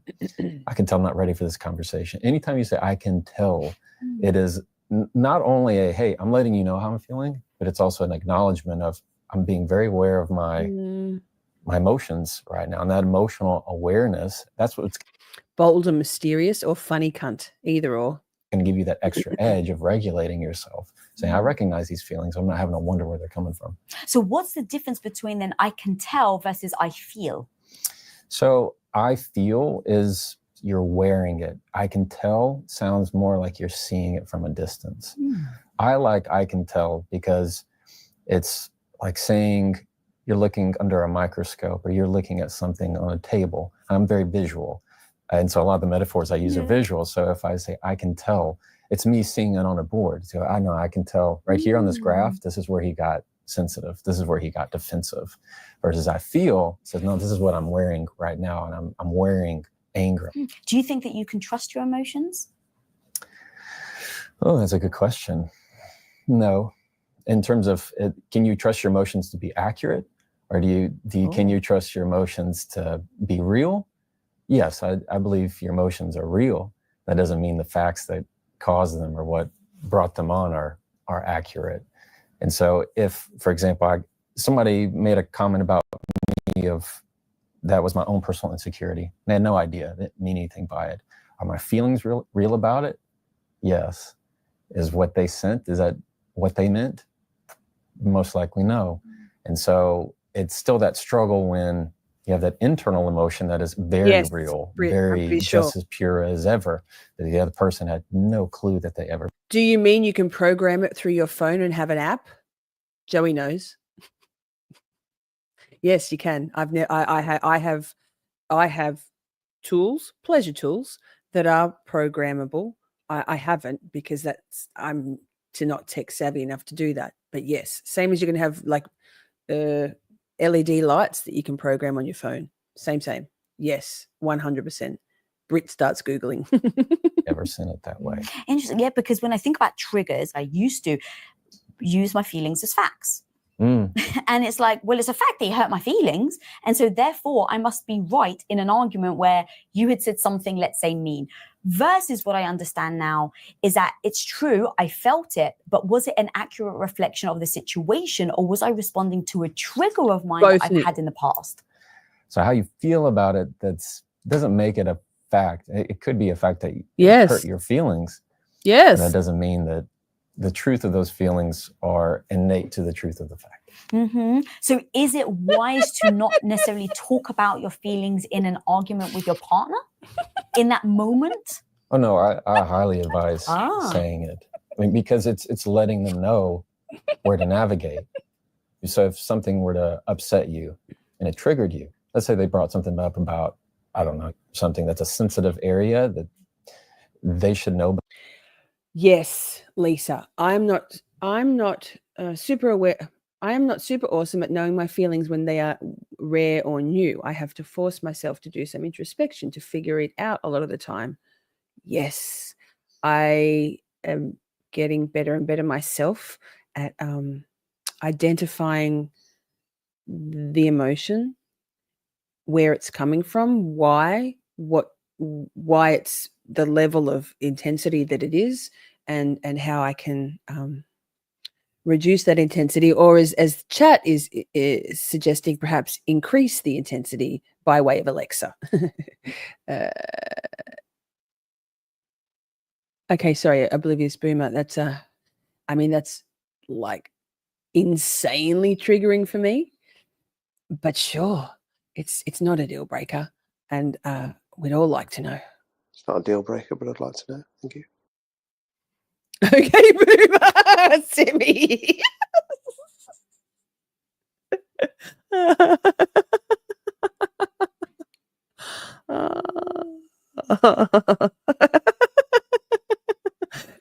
Colours is putting her foot down in the foxhole, Nick. Yeah, a lot of the time it's because I'm tired, right? Oh, chat, you're on fire tonight. I love you all so very much, like so much. Amber, yeah, I'm getting better at it. I'm a little bit older than you. I think about a decade or so.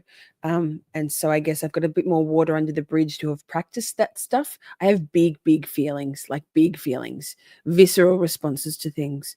Like something happened through the week, a tweet that I was tagged in, that was a somewhat innocuous tweet, but it sent me right back to those weeks and weeks of like survival, firefighting, panic, like under attack, those emotions, and I was on the verge of vomiting for a couple of hours. It was so hard to separate myself objectively. Nick and Joey both did a fantastic job of kind of talking me off the ledge, but I really wasn't.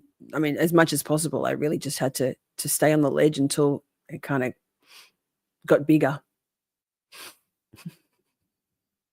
I don't know. It is pretty good. No more rations for you. Trigger.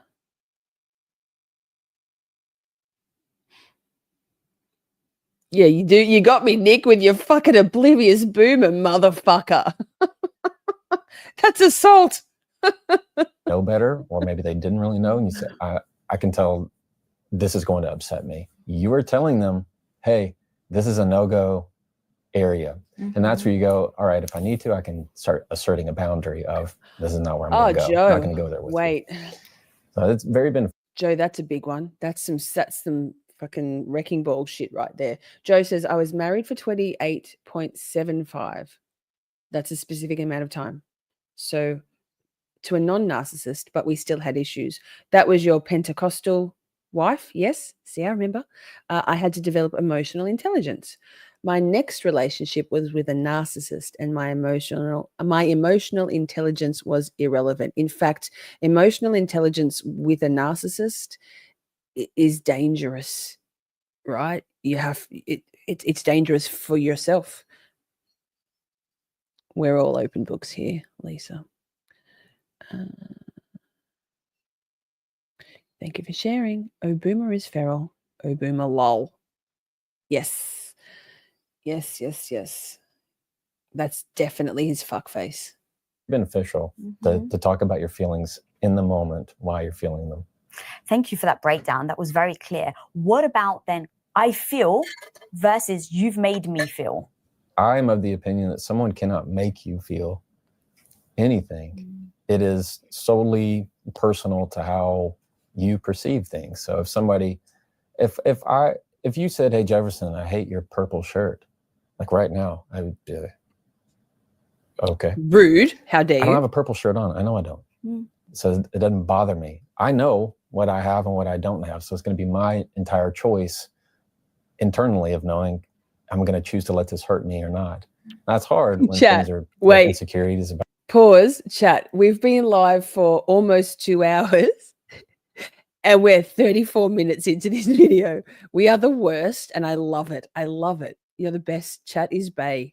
we're still getting so much out of it, right? It's linked in the description box if we don't get to It's it. about things, maybe it's something about how you look or what Wait. you do or your profession. Maybe your job isn't as important as your older sibling or something.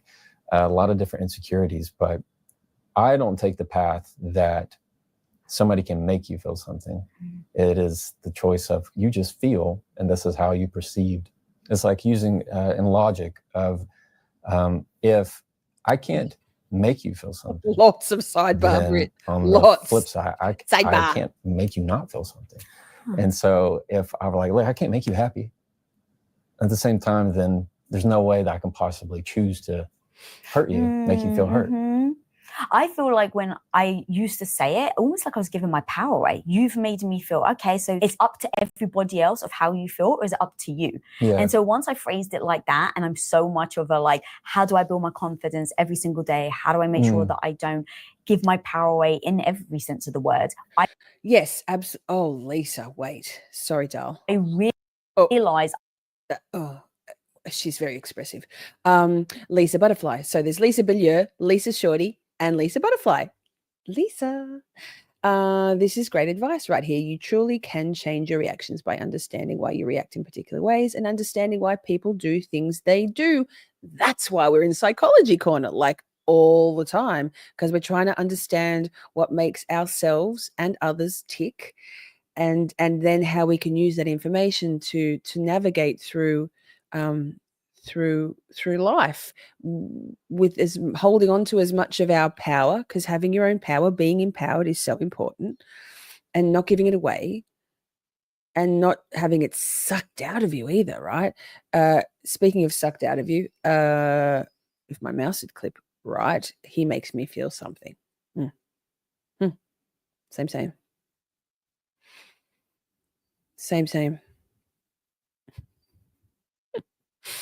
When tick tick boom. Okay, that wow. I'm so Amber's ASAP name is ASAP distracted. Same. I was given my power by saying other people are making me feel a certain way. Yeah, and that's wonderful. I totally agree with that. The same applies for when you have statements of people who say things that upset you. You are turning the yous and transferring it into I's. So let's say somebody is yelling at you. Instead of saying, you can't yell at me, you can't talk to me like that, it is still giving away your power. Instead of... So, Colors, let's unpack that, because you said that you didn't you alluded to the fact that you didn't say that him being you alluded to the fact that you weren't necessarily suggesting that his vampirism was a bad thing. However, now you've said, I'm not going anywhere near that guy. So I'm impeaching you right now because Micah, can I call you something else? Like, what can I call you? Fuck. Have you got another name? Raj. Can I call you Raj? Yes. So I need to unpack it for me.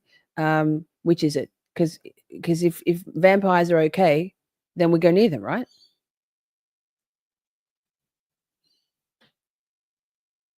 This is why you guys end up in so much trouble. Because we're going near vampires? Yeah, energy vampires. 100 fucking %. 1 quadrillion %. Always good to find out you can't manage things you don't know. And really, there was no chance of me being diagnosed in the late 70s, early 80s. Exactly. Oh, no, we don't go near them. Okay. Oh, God, fuck. Okay, Micah. I said Micah, and you said, no, it's Mika. And I'm like, which is it then? Mika. I'm going to call you Raj. Fuck. Can I call you Big M? Yeah. Something. Oh, my God. You're fucking with me. You can't talk to me like that. I don't respond to that. So that's a very different power flip. But just like you're talking about, taking on that confidence. You can't yell at me. I don't respond to that volume. So all of a sudden, it is this light bulb moment of no longer am I saying you do, you can't. It is I. I'm going to control that. I love that. One of the phrases I now use is... We're going to do a neurodivergent stream next weekend. We'll probably do two psychology corners next weekend. Adelson on Friday, Karen Reed something top 10 moments on sorry, Saturday, my Saturday, Sunday. Anyway, and we'll do a neurodivergent one night and this stuff the next night. Who knows? I want to do some Dr. Sam, but he's pretty heavy going. I don't think you crazies could cope with it. As in, I think we'd go off the rails hard. I will not engage in this conversation. Oh, that's a You good would one. not engage in the conversation. Really, like I had to practice it over and over and over again because my instinct is always engage. So it became a very like, okay, I can say that, feeling like I'm very respectful to the person, but it feels like it's very clear on my next actions. We have zero continuity here. I'm so hamstrung by my scheduling. It's very frustrating. There are so many things that I want to talk about with you all, that I want to share with you, that I want us to share together. Fucking peasant work bullshit. Yes. And what I'm willing to tolerate. I love to say, I'm not going to start. I'm not going to start? Yeah. I love it. It's kind of just a very quick way of saying, no, not going there. I'm not going to start. Yeah. Okay, I've got a couple of other triggers. This is hard. Oh, this actually hurts me just saying this out loud. Your purpose trigger. So an example is you choose to exit the workforce to become a mother. My God. And the quote is, let's say someone says to you, you used to be so ambitious. Micah. The impact that has as a woman, it makes you question your direction, your identity, and your sense of meaning. Say someone says to you, actually hurts me just saying this out loud, your purpose trigger. So an example is you choose to exit the workforce to become a mother. Yeah. And the quote is, let's say someone says to you, you used to be so ambitious. The impact that has as a woman, it makes you question your direction, your identity, and your sense of meaning. Purpose is something. Her accent is something from the UK. I think probably London. Nick, Oblivious Boomer, are you in the house? Nick will better be able to tell us, but I think it's probably like EastEnders kind of London, right? I think. I may be wrong. I've lived in London. It's certainly not where I lived in London, because I lived in a very posh part of London. Something that is, to them, also outward.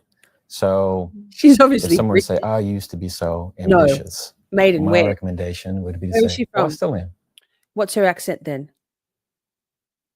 Nick is this guy. He's so sweet and cute looking. I just want to, I'll be getting fucked over. I was going to say, whatever the vampire wants to do to me is fine with me, and what the fuck.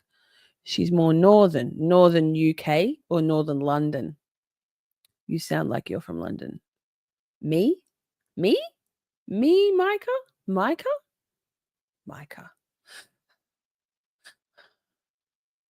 UK, northern UK.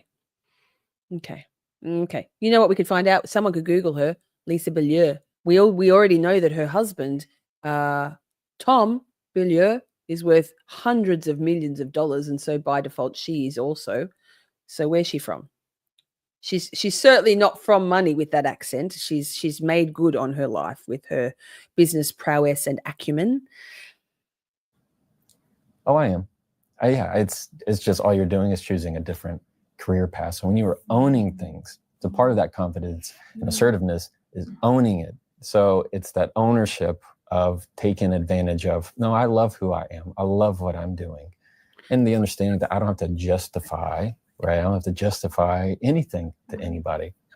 Yeah, because I have noticed many shifts around where women, I think, get their self-esteem, or at least where society applauds you and where they don't. Yeah. And for me, going from being a stay-at-home wife into the workforce was at a time where not many women were doing it. So it was a really hard uphill battle for me.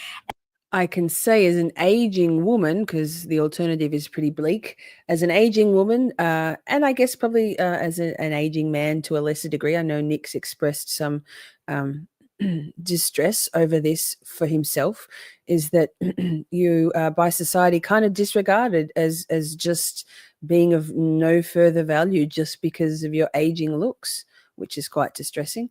And I know myself am quite often disregarded because of my additions, my tattoos, the boobs, the lips, etc. It's frustrating judging a book by what you see.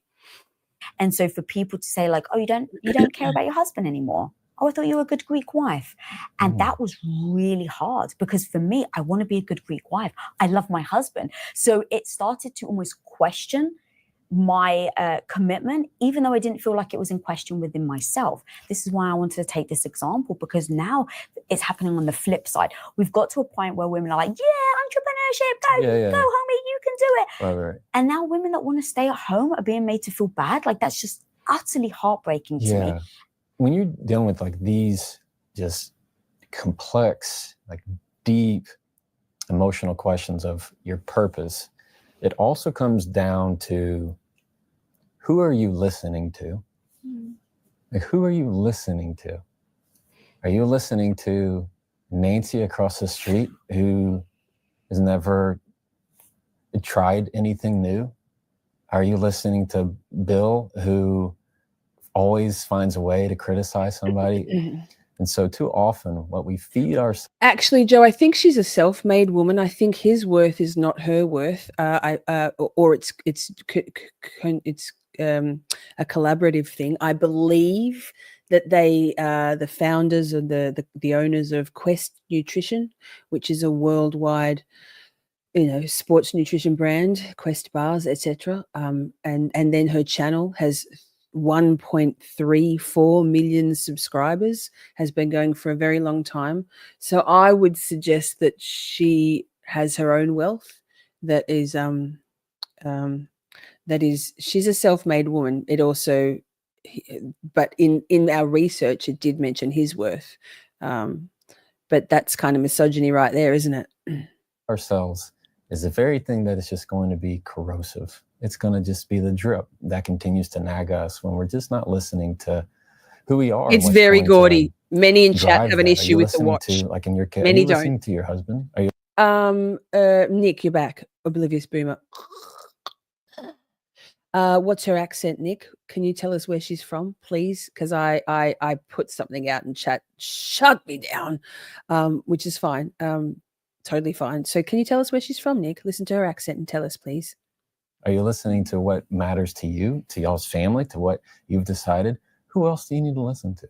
So often the questions that when I have people who are doubting themselves and they're listening to people that make them doubt themselves, it's the question. Good night, Princey. We love you very much. Thank you for being here. That it helps you go back to the center of, why am I listening to them? Or are you doing things that serve who you are and who you want to be? Are you trying to come up with reasons to doubt yourself? That's true. So how would you advise someone breaks out of listening to that person or that community and then letting go of the judgment that comes with it? Because that's the other part, is that maybe you're listening to them, maybe you still tap into your own internal voice and you're like, I still know this is the right thing for me, but you end up getting judged.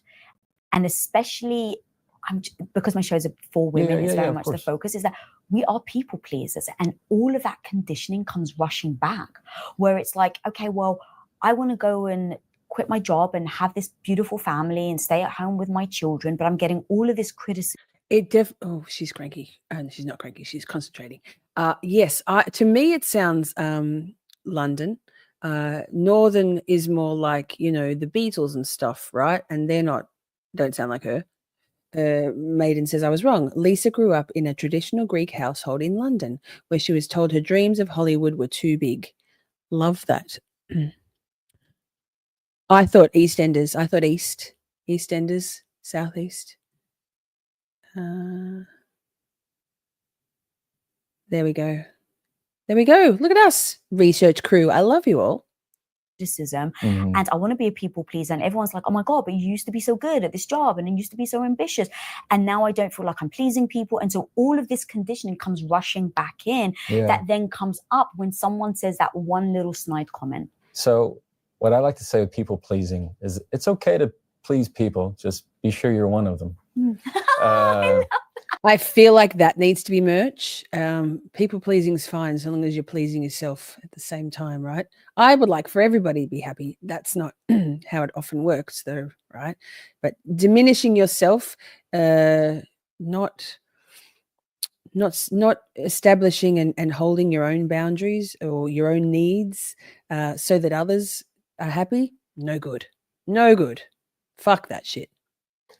And it's so common that we get into this routine of pleasing the other people and expecting somehow that when we tell them what we're doing, they're going to be disappointed. Like we're letting people down. Mind you, most of these people are strangers. Most of these people are way at the bottom of your VIP list in your life. But yet somehow they're the ones that you need to make sure that you look good for when you walk out the door. They're the ones that you feel like are paying attention to everything that you do. I love that. I'm proud. That's so cool. And you also say about in moments, maybe not like this, but in conversations where it could get a bit heated, like mean what you say. Yeah. And so how many people say something and then they literally then the following sentence, they actually don't abide by what they're just saying. Like, I'm going to end this conversation. And then you just keep going. Yeah. How many of us do that? And why? Intuitively, I know it's wrong. Take me through what that's actually doing. Yeah. So whenever you are going to say something like, I'm going to leave the room. I'm going to hang up, and you don't. Brit. All right. It's kind of. Brit, why did she get all the cushions? Do you mean he doesn't have any at all? Maybe he's like not a cushion person. And she's like, fuck yeah, I'll have all the cushions.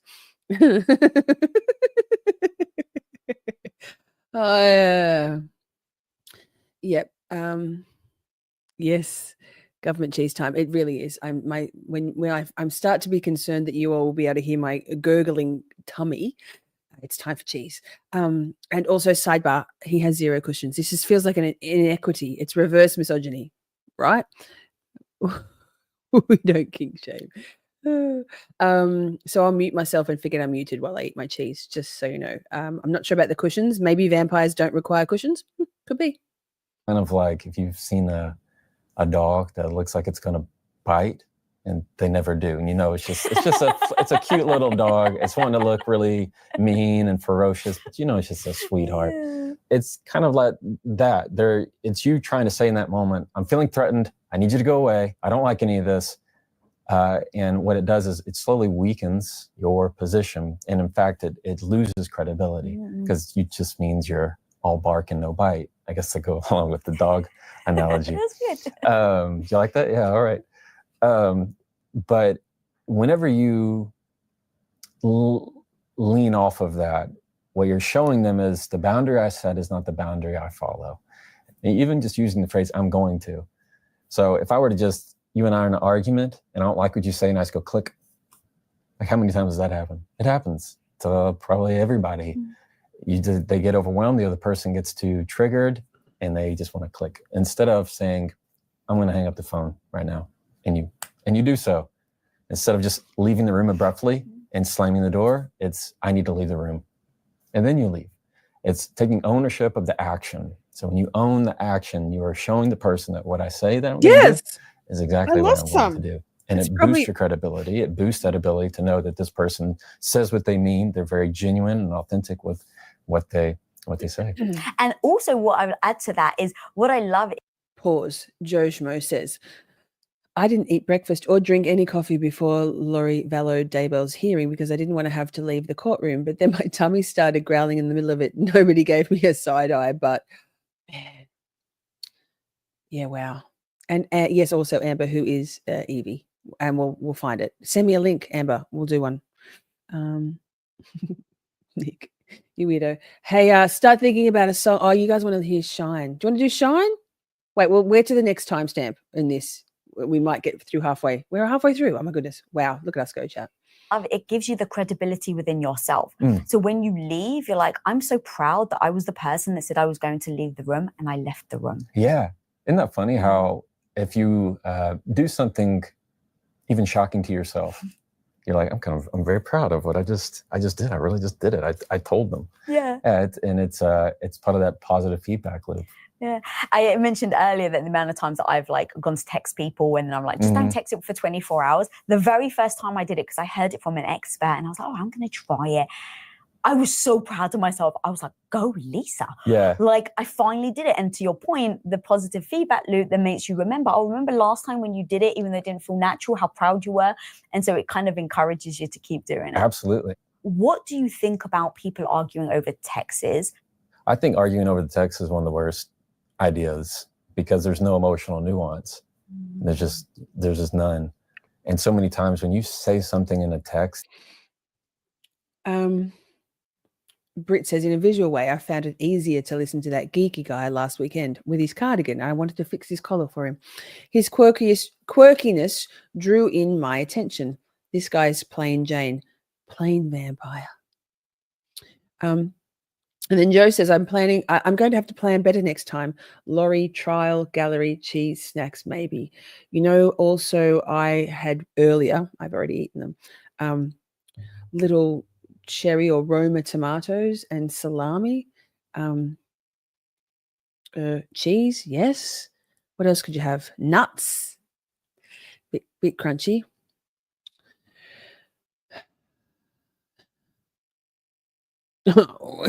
We're same. Look at us having a lot of trouble staying on topic.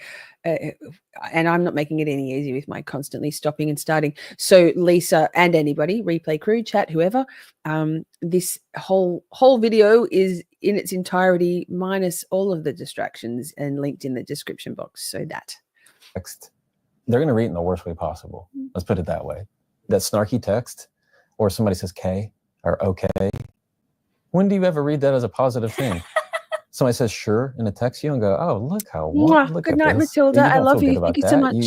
You immediately go, sure. What do you mean? Sweet Hey? dreams, darling. They're furious at you. That's all you think is like something is terribly wrong. When that kind of thing happens, it's not gonna become any better by texting more about it. And I mean, you can change how you need to communicate. There's some people that are great in email, and there's some people who, like in my world, I have some attorneys that are on my no email list. Oh. I don't send them emails because they can't email without being snarky or sounding something, or at least for me. I mean, I'll take the blame for that. There's some emails I'm like, this is not, we butt heads when we email. I call them, they're the most polite, happiest, friendliest person, but in email, we just don't communicate well. Yeah, I've had the feedback that I don't sound polite in text messages, but I'm just so busy.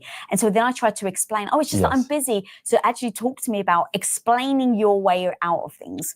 Oh, explaining your way out of things? Yeah. Hey, Jefferson, explain everything away from me, please. Yeah. But so often when you are trying to explain things, there's a sense of feeling like you need to apologize for it. I take that away. Like how many times we unnecessarily apologize for things. So sorry, just now getting back to you. I was so busy. Why would you apologize for having priorities? Why would you apologize for having things that you needed to knock out in your day? We've just gotten so used to immediacy in our responses. But when it comes to justifying, I'd very much limit it. It's completely adjacent, Shelley. Colors and Nick have their little big love affair. Obviously, I mean, maybe it's not obvious. Nick is a colonel in the Russian coalition. Sorry, this is going to sound so weird. And Colors is, forgive me, Supreme Leader, that's me, Saint Miss Shorty, does always forget Colors ranking. But Colors is the highest rank in the coalition. So, yes. Oh,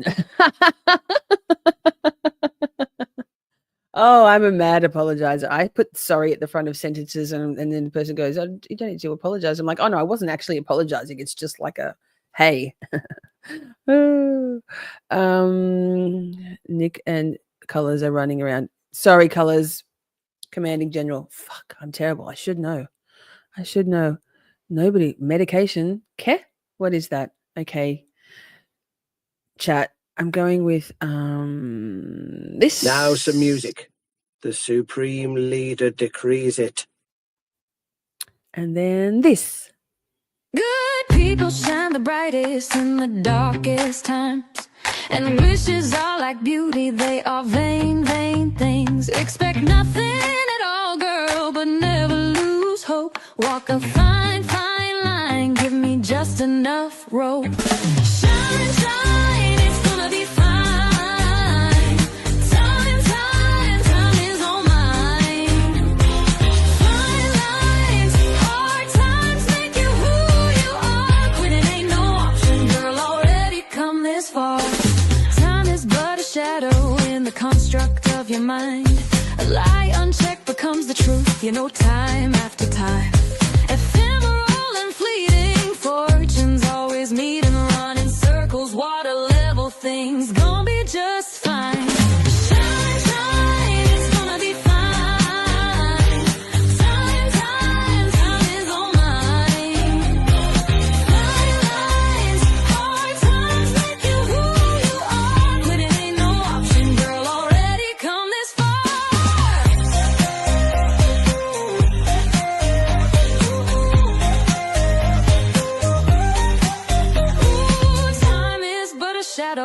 the construct of your mind.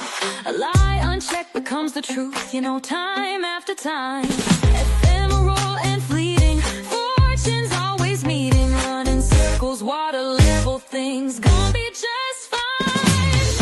Time is gonna be fine. Time is all mine.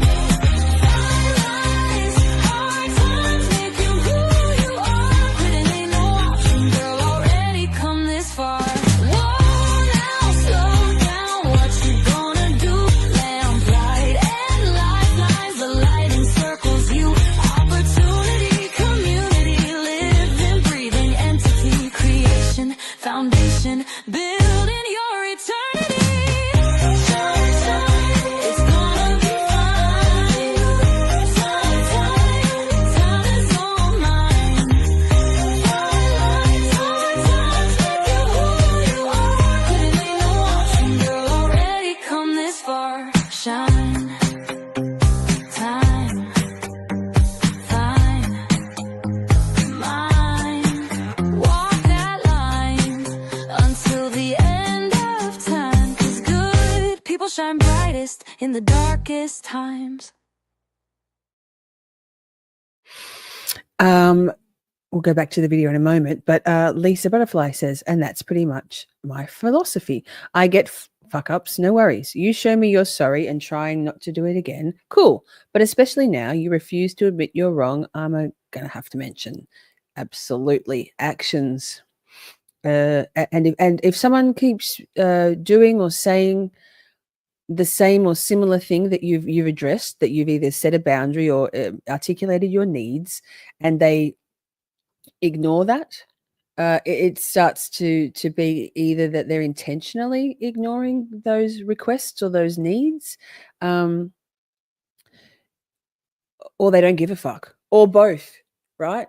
So actions and words are super important, and there comes a time when you get pretty tired of establishing or restating things you said already, and it's a fruitless exercise, right? A fool's errand.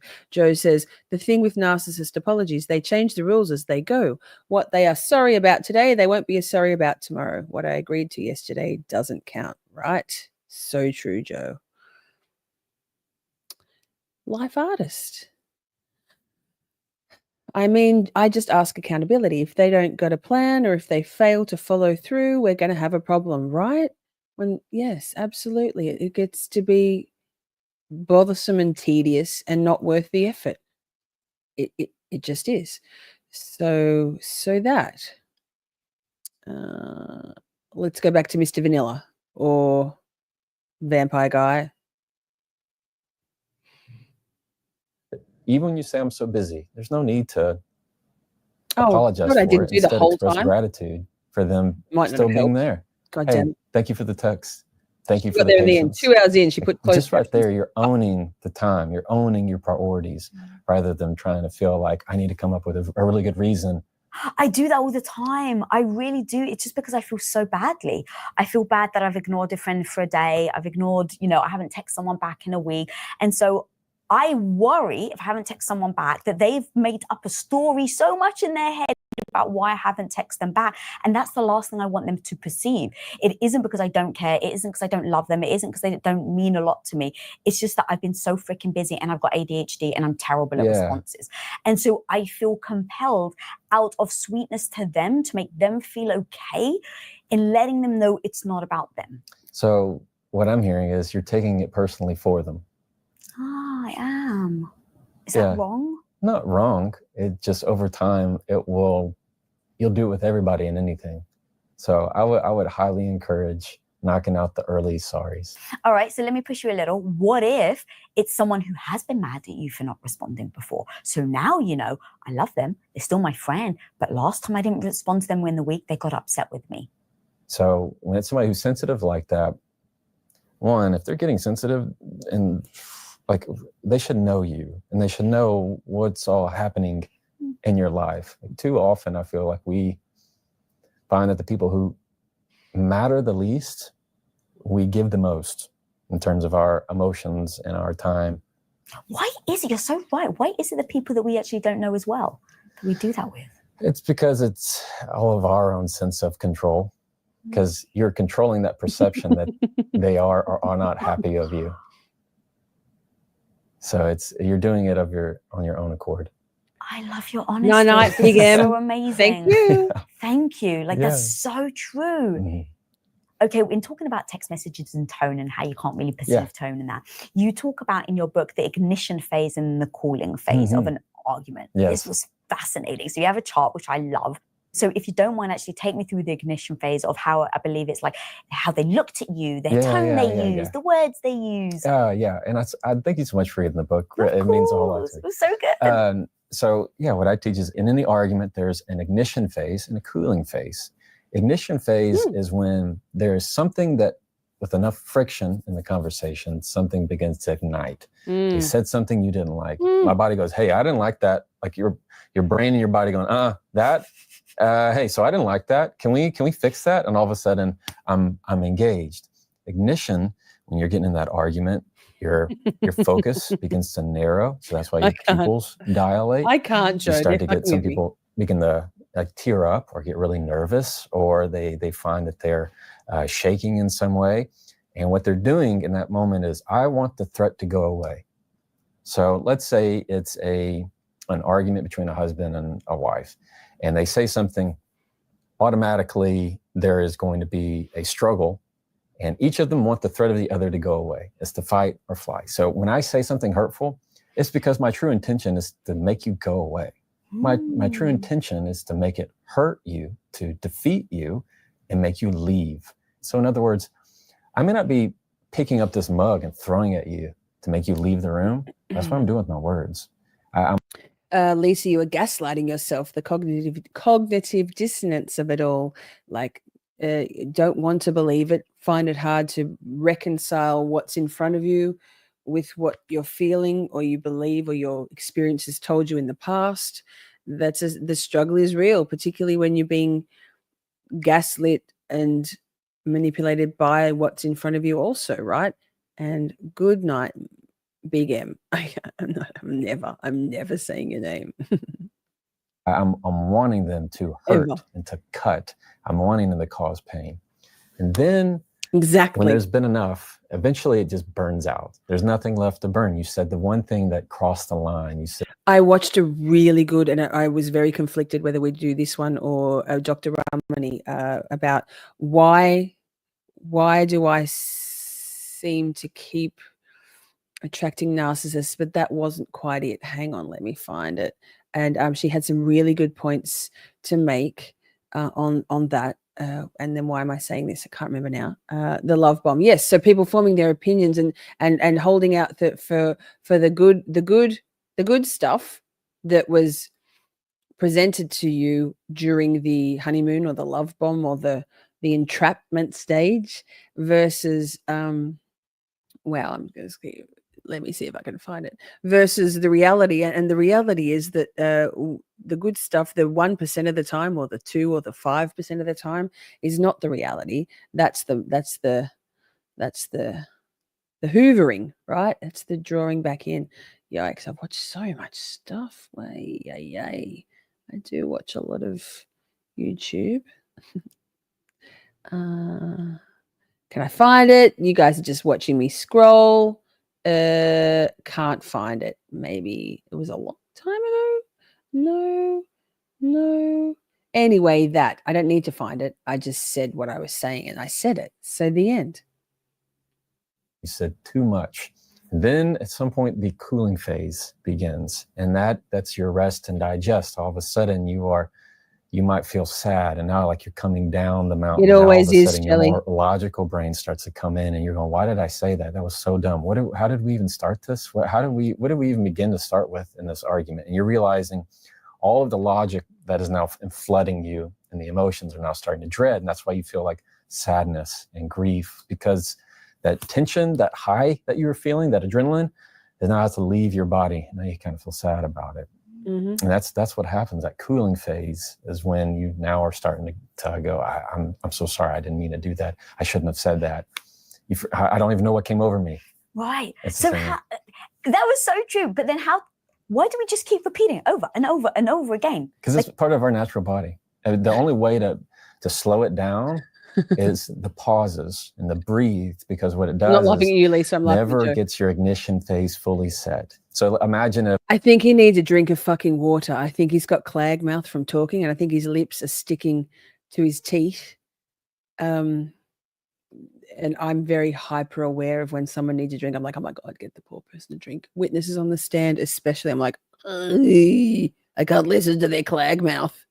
and if you and I were in an argument and we started up and all of a sudden we take a break. I'm just going to take even my own breath. And all of a sudden I kind of come down on the graph. And then something else happens. I might start to rise. I'm getting upset.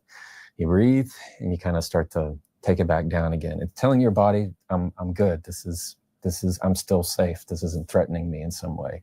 That's why often when the whole point of it is not only controlling and better recognizing those symptoms within yourself, what we talk about and teach is recognizing those symptoms in the other person and knowing that when you're yelling at me, I'm not going to take that personally. I'm going to recognize it as your ignition phase pleading for me to go away.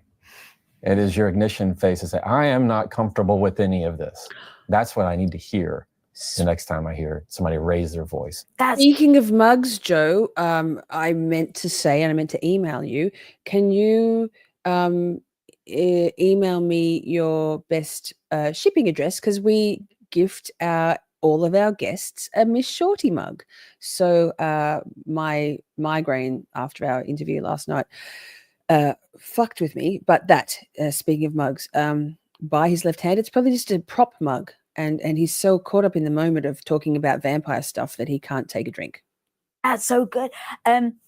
Can I ask you a personal question? Let's do it. I assume you argue with your wife. Yes. Is there something that you feel like is the hardest for you that you keep getting trapped in? Yeah, what you see is what you get for the most part. And they would tell you that. My family would tell you that. I don't feel like What I that's will say appropriate, is, but makes maybe. a big difference is because she's also an attorney. And yeah. Well, of course, you guys get each other completely. Yeah.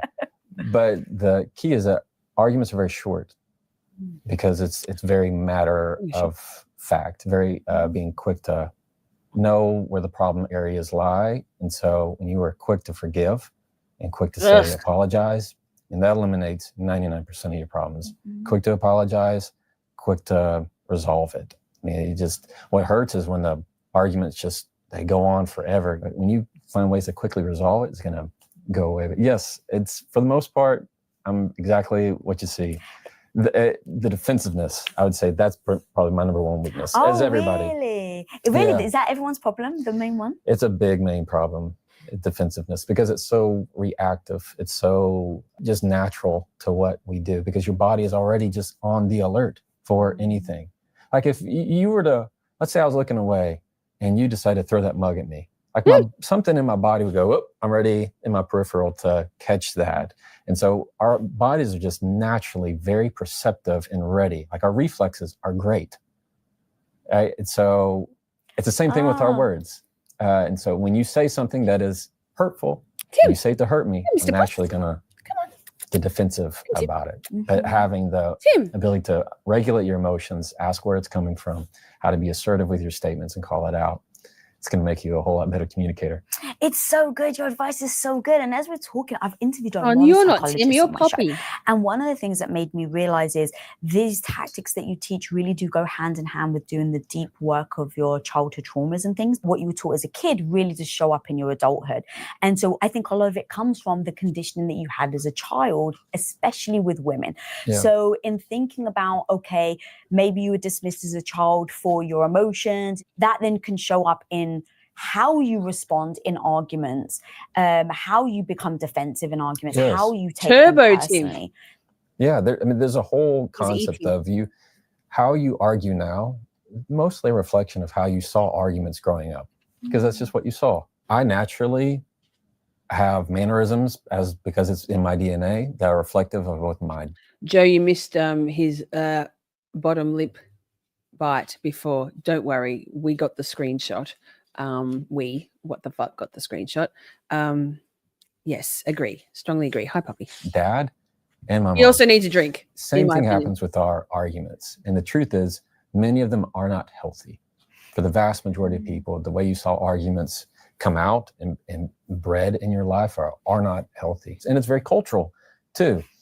That's what I was going to ask you, actually, because I'm Greek Orthodox. So the Greeks allowed, they interrupt, they shout. Just generically, like almost everyone in my family, when I go to Cyprus, like every Greek I've ever met is like that. And then I come to America and my husband is like from Tacoma, Washington, like white boy of white boys. And so he's just like, why is your family shouting? Oh my God, what is happening? I'm like, that's the Greeks. Yeah. But like, in building that relationship and even how we communicate, and as we're talking about conversations, we had to understand our base assumptions of how we saw things. So my base assumption is if you yell or if you interrupt someone, it doesn't mean you're rude. It doesn't mean you don't care. It just means that you're comfortable being around them. Exactly. My base assumption, my husband's base assumption on shouting and interrupting is it means you're rude, you don't care, you're dismissive. And so even in that, some of these things I think can be the perception that you've had as a child. And I am very expressive and my voice rises in volume and speed. I talk faster when I'm animated and my emotions are heightened. And I've often had people say, like, stop yelling. And I'm not yelling. If I was yelling, you'd know about it. But it's just an elevated volume. And my parents couldn't cope with that because they were so measured and cool, cold, even collected, not dramatic or emotional. And the culture that you've been brought up in. And they shamed me for it. I get a lot of comments when I'll post a video and they'll say, this is how we are in Canada. This would never work in Japan. Like there's all kinds of different things of, it's very cultural and how we communicate. And that's why it goes into how you connect with the person. That I find crosses cultural boundaries. And often it's in the little bitty things and just it's not in all the big words, it's in the little bitty words. Which I think that's where tone and body language comes in, because it doesn't matter what language you're speaking. Agree, Lisa. It's funny how similar I am, says Lisa, to the people with the narcissistic personality traits, especially covert folks. For whatever reason, I was able to take a different path. Also, it can be that, and I believe I saw you earlier saying that you were late diagnosed neurodivergent autistic. Am I right? Maybe I'm misremembering. But quite often people misinterpret some of the autistic or neurodivergent traits and characteristics as being narcissism. I spend quite a lot of time wondering if perhaps I'm a narcissist or a dark empath, and perhaps I am the problem. And then at the end of the day, I go, nah, if I was, I wouldn't be wondering those things. So I'm just highly introspective. Color says, Joe, he is hypnotizing her with his vampire skills. Tone is tone. You know when someone's pissed and you know when someone's not.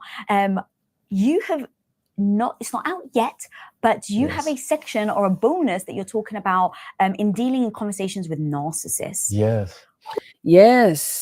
Yes, Mr. Vampire, but also yes, Lisa. More internally though, my insatiable need for praise. Yeah, same. Starved of it as a child, starved of it as an adult. I give myself a lot of praise, and I didn't for a long time, but I do now because somebody's got to. And it's a deal breaker for me. It's an absolute deal breaker for me in a relationship. If I need to elicit and drag out of someone, if I have to prompt someone for praise on something that I feel proud about or feel that it deserves some recognition, some words of affirmation, I'm fucking out, mate. I'm out. Deal breaker. This is a hot topic, especially for my community, where a lot of us have felt like they've either been in relationships with narcissists or are currently in relationships. In the research that I have done, you can't talk to a narcissist like you talk to a normal person because they lack so much empathy. They literally don't care about where you're coming from. Right. Talk to me about that. Let's just put it in the legal world. So when I'm cross-examining somebody, so often I have to... Britt, you're late diagnosed too. Yes, your children, and then you diagnosed as autistic or neurodivergent. Same, autistic. That's one of the key characteristics that I most remembered when I did my self-assessment checklist, was that all my research surrounding that self-diagnosis, self-identification, was that one thing that neurodivergent folks is often quite universal in us, is that the inability to understand that people lie, that people do bad things to others for no real reason, and that there is evil in the world. It's a cognitive dissonance, big time. People lie? No, no, no, no, no, no, no, no, no, no, no, no, no, no. People don't lie, do they? I don't lie. If I try to lie, it's so obvious and it doesn't sit well with me at all. It's not in my wheelhouse. My brain doesn't want to do it. I don't want to do it. My integrity doesn't want to do it. So I just don't. And it quite often shocks people when you're truthful. Someone DM'd me just the other day and said, you said this and you told this person this. And it wasn't true. There was some elements that were somewhat true. So I stated the elements that were somewhat true. So because and it didn't make me look good. It was an innocent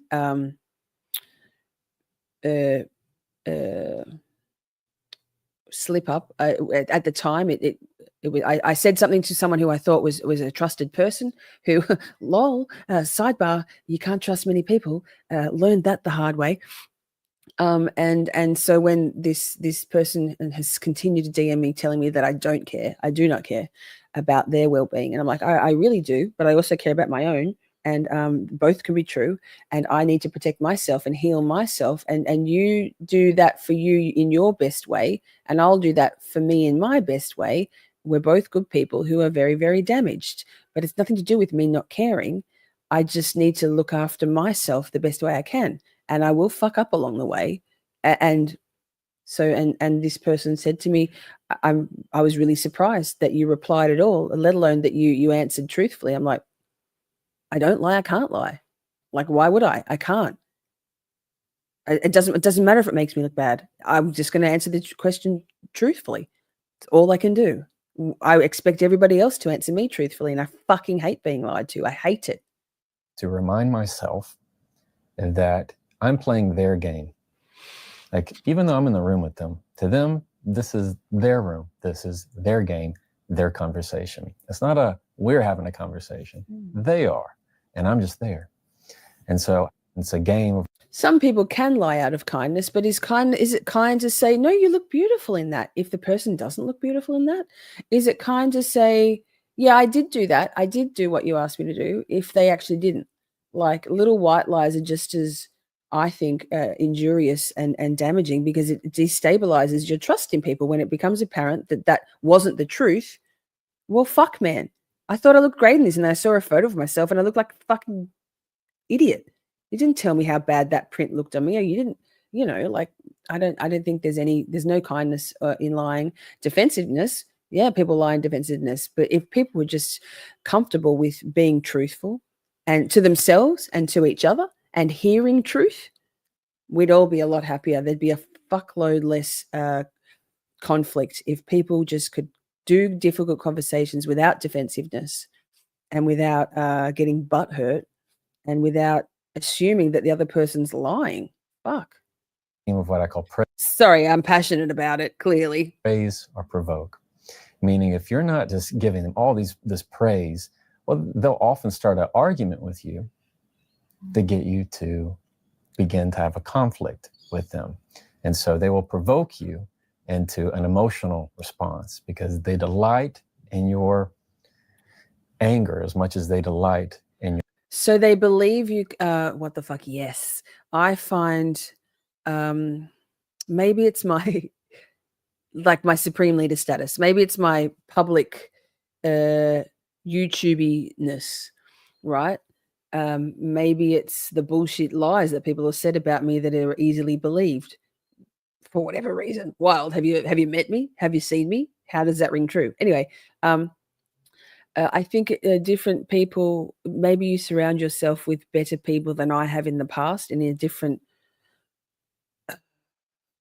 my world of drug users and the sex workers and clients and stuff, everybody fucking lies there. Not me, but everybody else. In the world of YouTube, there's a whole lot of integrity lacking in YouTubers, a whole lot of duty of care being exercised.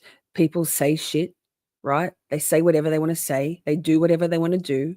They so I've found that people don't believe me because I think maybe it seems like I'm too good to be true on the things that my integrity and I stand on. I don't know.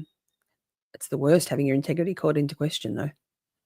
In your praise, they like that control and that sense, understanding that they are extremely sensitive to outside perception. So if I were to tell them, they give me a response Never, that ever, I ever. know is baiting me, never take it. Because as soon as you do, you've been in that argument where as soon as you take the bait from a narcissist, now you're the one that has to apologize. Now they're the victim. How quickly that started. You go, wait, you started this. No. All of a sudden, you just fell into the trap of now you're the one that has to apologize. You always do this. This is so offensive to me. How could you possibly do this? And now nothing's going to happen until you fall on the sword, even though you're the more reasonable one, and you're apologizing in it. So you can't take that bait. Oh my God, it's the manipulation I applaud.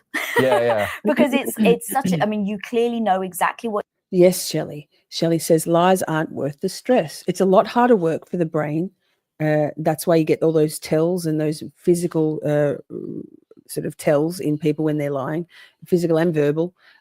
So Shelley says lies aren't worth the stress. My problem is figuring out how to verbalize my truth at appropriate times and levels. If you know, you know. I think we know. Absolutely. I think you'll find there's a lot of creators, like I don't go to these creators, like, I shouldn't speak on this because I've never watched, but I mean, someone like Gray Hughes, maybe that's not the right example. I mean, the stuff that's going down in the Idaho sphere of streaming, right? Joe can attest to this, I think, maybe by way of Salty, but there's been some real skullduggery going on there with things, speculation and people running rampant with fake call-ins. I mean, I know in the Karen Reed sphere, I don't know, but I have a very strong feeling that a very famous and significant call-in to a particular chat a few months ago, pretty sure that was a fake call, got that creator a lot of extra viewership, I personally have questions about that. I'm happy to be wrong. It's not a deal breaker, but I'd like to know. Thanks. So, YouTube creators will do anything for a lot of YouTube creators will do things for clicks and views, and say shit. Their mouth runs away with them, and then they won't be accountable. They'll dig in, they'll double down, and they'll keep going with the thing. Whether that's to the detriment of victims and their families, to the detriment of facts, to the detriment, there's so many things. Think of the Sebastian Rogers bullshit, and then there's the grifty channels who capitalize and have crime drama bullshit. There's so much dodgy shit out there that isn't great, that's sort of capitalizing and going with the if it bleeds, it leads stuff. If that's lying, I don't know. Well, sometimes they grab onto stuff which is not verified simply because it's going to get them the clicks and views. And then what happens, People, that has real life consequences. What is going to bait them, what's going to spark them. And so in playing that game, which I think is a very almost beautiful way of putting it, because I think once you start to frame it like that, to me, again, I go to I can detach myself from it. It's like, it's a game. It's not about you, Lisa. And so thinking of it like that. Yeah, I've heard that he does scold his chat and yells at his chat and basically, scoffs at them if their super chats are too small or there hasn't been enough, and blocks people who have a different opinion to his, regardless of whether they're being delivered in a respectful manner. Although I can't imagine that in that culture of that chat, anything's much respectful going on there. But I haven't watched his content, so it's all hearsay. I have no desire to watch that kind of content. Not my jam at all. That orients me into a mode, and then understanding what they feed off is super important, and knowing if you say this, then they're going to either feed off it or trigger you, or you're going to trigger them. Dr. Ramani has something called DEEP, and it stands for Dr. don't defend, Ramani. don't engage, don't explain, and don't personalize. I'm very familiar with her work. She's Same. fantastic. We love Dr. Ramani. I agree with all of it. Where I would even push it further is the understanding of when you are in the space of somebody who's giving you those qualities as a narcissist, you have so much power when you do nothing.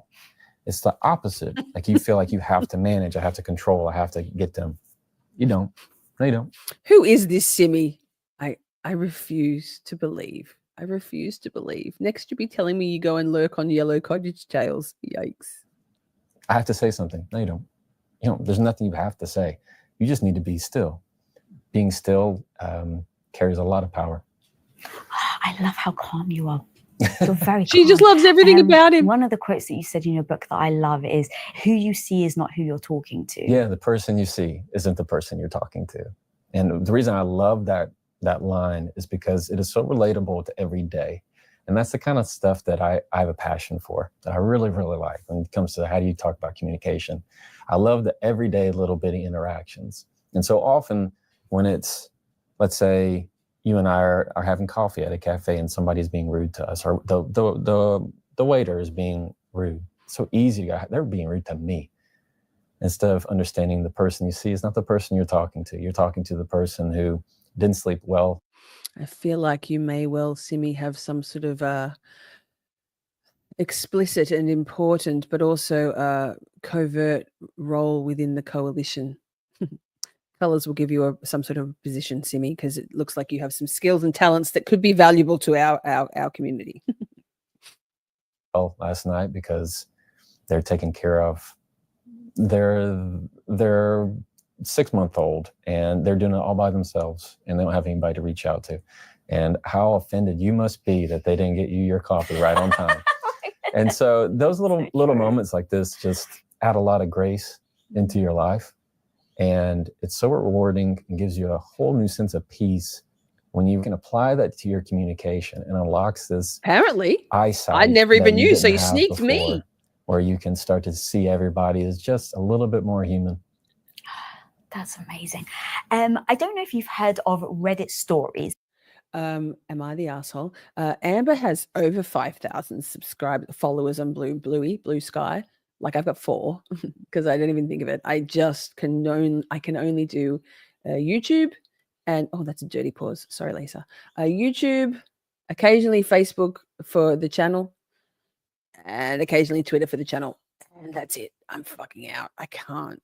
Matilda's going to start to run my Instagram for me. She offered today, post daily, and even a TikTok, which I'm so grateful for because I'm drowning in this channel, working full-time business. Drowning. But there's a section called Am I the Beep? Okay. And I change it to Am I the Mean Girl? Oh, okay. Right? And so I've got a story for you, and I would love for you to help us navigate this. So the question is, am I the mean girl? So am I the mean girl for telling my mother-in-law that she... this is a wild story. Colors, nobody escapes unscathed from Colors verifying and checking. It's not personal, Joe. It just has to be. Something about hairless cats and I don't know, traditional Russian jewelry to the Supreme Leader, posting some weird thing somewhere about something, and you'll be all cleared. You'll have your security clearances, Joe. She can't wear white to my wedding. So I'm 29 female and I'm getting married soon. And I've been very clear with everyone about one thing. I want to be the only person wearing white at my wedding. I don't think this is an unreasonable request. It's my wedding and I'm a bride. Pretty standard, right? Well, my mother-in-law, who's 55, stopped by recently and said she wanted to show me her dress for the wedding. She casually mentioned that it has some white in it. So I assumed maybe it was a patterned dress or had some detail with lace or trim. Nope. She steps out wearing an all-white gown. Not off-white, not cream, straight up white. I was taken aback, but kept my cool and calmly reminded her that I'd already made it clear I didn't want anyone else wearing white. I said, I'd really like to be the only one in white since you know I'm the bride. Her response, she put on this. Nick, I have it on my phone. It's something. Amber tags me and things. I'm like, I go in there like once every 6 weeks and go, oh, cool, like. It's just like Twitter, but not vile, Nick. I think you'd kind of like it. You should get on over there. It's basically the same as Twitter, minus the cesspoolness of it all. And yeah, that. I'm not surprised at all, though, Nick. I didn't really know until Amber told me, and I call it Bluey. Overly sweet voice and said, oh, okay, honey, that's fine. I mean, I don't know where I'm going to find a dress this close to the wedding, but I guess I'll just figure it out. Yes. In looking at the response, there were many things that came to mind. Number one, dismissiveness of your boundaries. Yes. Number two, the passive aggressiveness of it. And then number three, the guilt tripping. Yeah. Guilt tripping is a funny thing. So I would be on the side of, if it is that important to you, and that means that much to you, then there should be the ability to say, you are not attending. If they're going to not abide by those instructions, and they don't get to come. I think that this, I guess I'll have to do this so late in the game, this passive aggressiveness. I'm going to speed it up a little. We got alone. this chat. Don't touch it. Just let that be passive. Unboxing to go because what she's doing is trying to also probably be important, try to also put some importance on her in some way. If you said the person you see isn't the person you're talking to, maybe she's feeling some sense of loss in herself or loss of status, and that she's now not going to be the main caretaker. But I will say that if you feel that somebody's not respecting your boundaries enough, you have to follow through with what you say. So too often when somebody is triggered, they put up a boundary, Nick, and they just do not follow through with it. But the reality, and maybe this is just a female male thing, I'm not sure, but like that would be so hard for a lot of women to turn around to their future mother-in-law and say, you can choose not to come. Oh, forget explosions galore. The future husband gets brought in. The mum's like, can you believe your future wife's talking to me like this? And this is the woman you're marrying. And the wife is like, she talks fast. She's like, you're supposed to be my husband. You're going to have my back. And now the poor guy's in the middle. Like it becomes this like massive thing. Yikes! Now, the reason why I wanted to pick this story, it wasn't just about the nuance of this specific story. It was the idea of how a lot of times you can somewhat be pushed into. Oh, I think you're going to call me on that. You don't get to be pushed in. It's your choice if you get pushed in. That's what I'm saying. So in that moment, let me rephrase, in that moment where you feel like you are you're setting boundaries and someone's trying to bulldoze them, and that moment where someone's being passive aggressive and there isn't a call for it, that moment where you feel like you're being disrespected or dismissed, that I think can be very universal when it comes to someone that is so close to you that maybe you're not blood related. And so in those moments, whether it's a partner or a mother-in-law, how do you navigate those boundaries? When somebody's being that passive aggressive, when somebody is trying to block your boundary in some way, and I'm not trying to be rude about it by saying, yeah, sorry, you're not going to come. But when you have to lay out that boundary, I like to do it in terms of a thank you for following it prior to them, instead of asking them to. Thanking them for doing it without asking. So often when you thank them, there's kind of this obligation in their mind internally that they have to now live up to that. They now have to do it. How much do you think about them? Because I don't know if priming's the right word, but it feels like you're kind of priming them to. Oh yeah, it's a great word. So what other priming tactics or techniques do you potentially use? I like to prime it with a room. So let's say you and I sat down. I might ask, I want to make sure that this is a room I can be very transparent in. I mentioned I didn't say anything about you. I said the room. I sit down and say, okay, I just want to make sure this is a room where I can be fully transparent. And what's the difference between saying this is a room for being transparent versus I want to be transparent with you? Because now that's the thing. He's not. He's my age. They're also in the room. And so anytime, not a boomer. Like, not a boomer. In a legal setting, let's say I might sit somebody down and say, okay, I want to make sure this is a room where you're going to tell me the whole truth, even if it hurts. Can we be in that room? And they're like, yeah, that's fine. Often you can even say it's kind of like framing the conversation ahead of time of what you want to talk about, how you want to end the conversation. That's a very good way of priming, telling them how you want to do it. So often we get into conversations and you have no idea of where you want to go with it. We wait until we're talking to figure out what we want to say. Or you actually say in your book, like you just say a lot of things. And it's like you can't even deal with one issue because there's so much coming at you. Yeah, you just try to cover a whole lot of topics. Or the other person gets in the conversation and they're not sure where you want to go. They say, hey, we need to talk. And you go, what about? Or if you're just giving me paragraphs and I'm like, okay, what am I supposed to be looking for here? All of a sudden, I'm wanting to go into fix mode. I'm wanting to fix things. I'm okay, so this is what you're going to talk about? You're like, no, that's not it. Just wait. And you start continuing to talk. I'm like, oh, you want to do this? No, listen to me. I'm like, I am listening. You're just not telling me where you're going. That's so true. Okay, so let's say you're in court and you're trying to get the truth out of somebody, and you want to make them really comfortable. So let's say, because to me that part is somewhat priming of like, okay, I want them to feel comfortable around me. What are the things that maybe you say to make them comfortable? So the more comfortable you can make them and how warm you can feel in the conversation, the more they feel comfortable with you and the more they want to share in that conversation, because they know that this is a safe place. So if the more angry I am, or the more curt or short, or more I want to try and prove that they're wrong, the more they want to prove that they're right. And so often that's just going to clam them up when you want to open them up.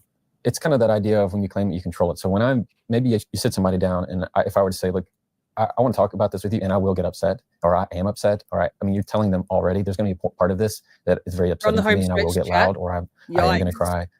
It does not have to do with you. It has to do with the issue in the conversation.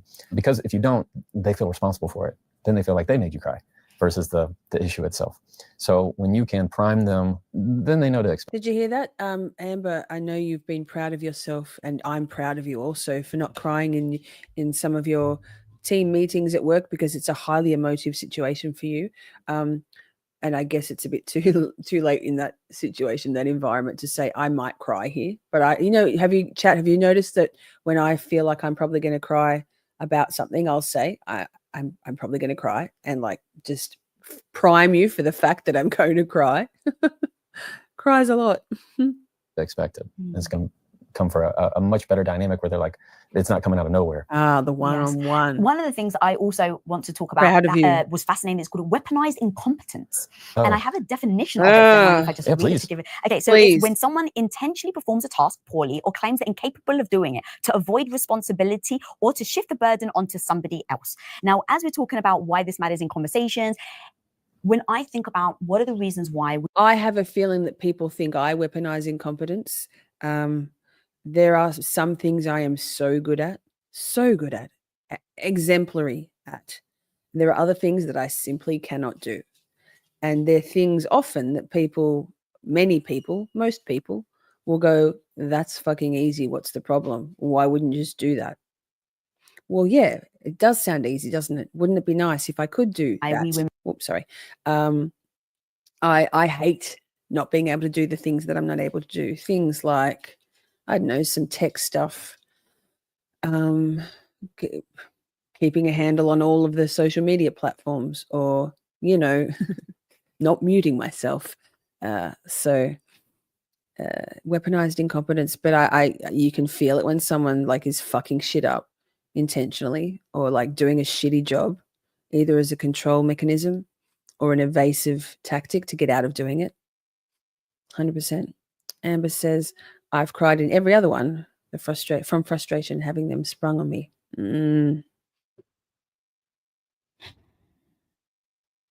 Tough.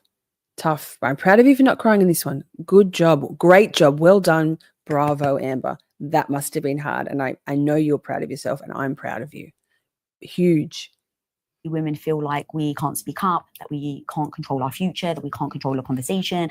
There was a stat that according to a survey, Harris polled, 53% of women feel they are labeled as nagging when they are repeatedly expressing their needs, their concerns, or their frustrations in a relationship. This perception often leads to them shutting down or being less vocal about their feelings despite the need to communicate openly. Okay, so you've got somebody that weaponizes a competence by saying, I'm really just not good at this. They're doing it because they don't want to do it. Then you've got the woman. She's like, please just do it. Mm-hmm. Over time, the woman starts to feel like they're a nag. They start to be called a nag. So what we end up doing is we shut down, we don't speak up, and we end up doing it ourselves. So when someone is weaponizing that incompetence, how would you even remotely start to address it? Yeah, that's difficult. People who say, let's say the husband's going, I'm not good at folding laundry. Not good at it. You're way better. Yeah, exactly. Why don't you just do it? When you were dealing with somebody who is using incompetence as a weapon to try and get out of things or not lean into things, or they feel like they're nagging, what I would encourage them to do is to say, when you don't do this, I have to say it again. You're gonna make me need to say it again. That's the key point of this. Instead of telling them, hey, go take out the trash. Will you please go take out the trash? Hey, because you haven't taken out the trash, I'm gonna need to ask you again. When you do that, it's not nagging, it's informing them. Because this not happened, because of X, I have to do Y. Them's the breaks. That's how that is. It's not me nagging. That's so good, because the nagging makes me feel so bad. And growing up, hearing women being insulted, oh, she's such a nag, it's absolutely an insult. growing Yeah. up. Like that isn't a compliment at all. And so then you start to go internally. It's like, I've told them 3 times. Well, now I'm just a nag. Fine, I'll just do it myself. And that's unfortunately what a lot of us do. Fine, I'll just do it myself. Yeah. And again, this is me on the other side of No, this. please. I actually want you to push It's back. because if this isn't often, accurate. well, let me say from at least my experience, sometimes, yeah, you can have that weaponized incompetence. There's also of, you might want it done when you want it done, and you haven't communicated that to the other person. Because for me, say, okay, will you clean the dishes? Oh, I might see that in several different steps, and I'll get to it in my mind of when that's going to happen. But you had a very different idea of when that should happen. It should happen immediately. So sometimes I tell my son, I need you to go put up your shoes. And he goes, okay. Now I give him a time frame? No. It could be any time. But if I say, I need you to go put your shoes right now, very different. So that's really important, because the whole point for me in this discussion, reading your book, is really how Yeah, do you Amber. like, especially with Yeah, your partner, Dizzy. like, how do you communicate through Mhm. arguments, through you feel dismissed, but they didn't mean to dismiss you, all these things that we get tripped up on. And even though it's like a little silly example, those are the things that end up becoming the big mountain of like arguments that people then escalate, and you go, where did it start from? And it can be as simple as, she asked me to take the garbage out. I wanted to do something nice for her. I didn't do it in her time frame, so she did it, and now we have this conflict because I didn't show up for her. She doesn't feel like I show up for her, but she didn't give me a chance. Talking Right. fast. I just And put then it these to it. become bigger and bigger issues. So in that Yes. scenario, then you're saying, be clear on what you're looking for, and then be clear on the timeline. Yes. Whenever you can put a time frame, it's just being clear. It's telling them what they're going to be. And that's the whole point of the book, and why I have it called The Next Conversation, is that we all make mistakes. We all have a lot to learn.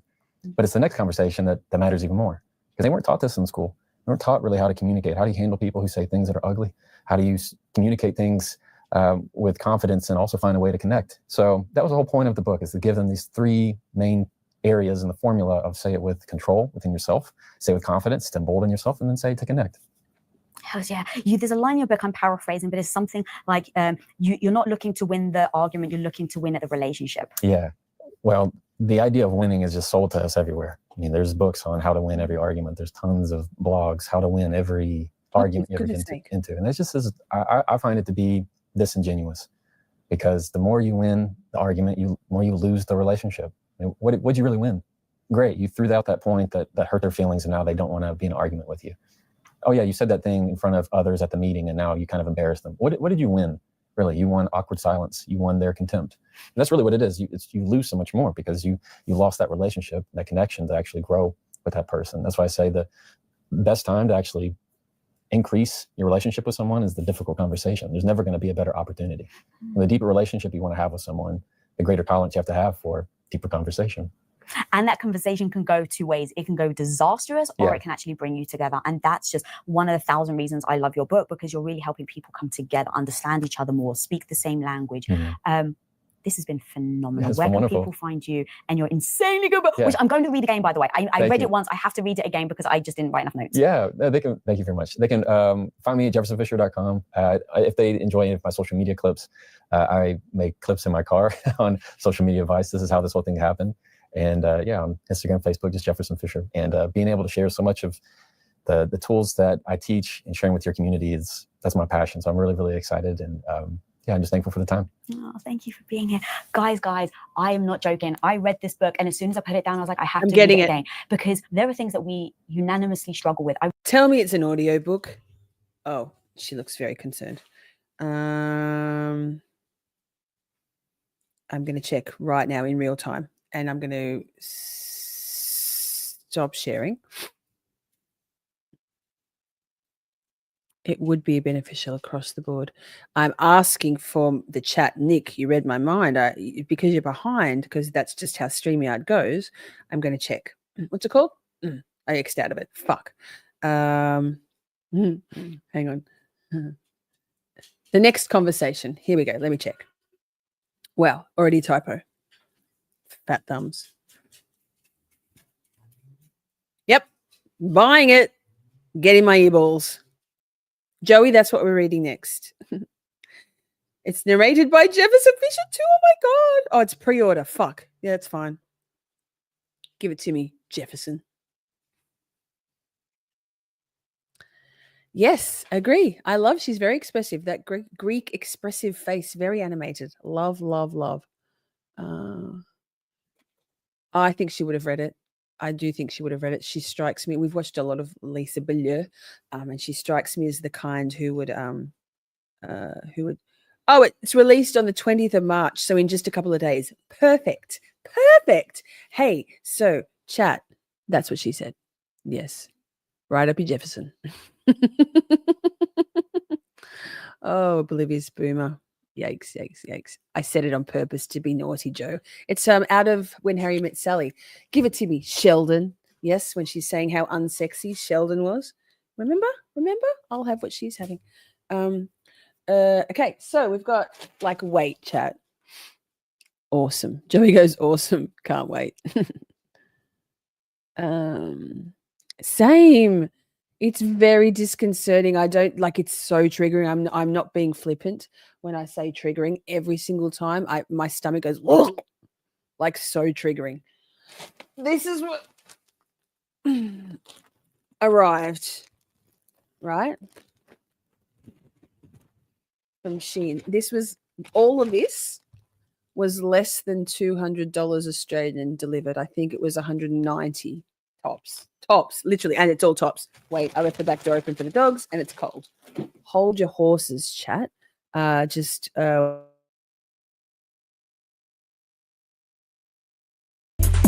swing my way. Swing it over here, shawty. I'm muted. I said, thanks, Joey. And then you got to see my wild color combination of bright pink and green because I love color. These are very real friendships. Aren't they, Bussie's? Bussie's a friend. He's a big, big friend. It's busted treat time. I think they can wait for treats. Okay. So I have looked at them, but I haven't unpackaged them. They're all tops. It's all tops.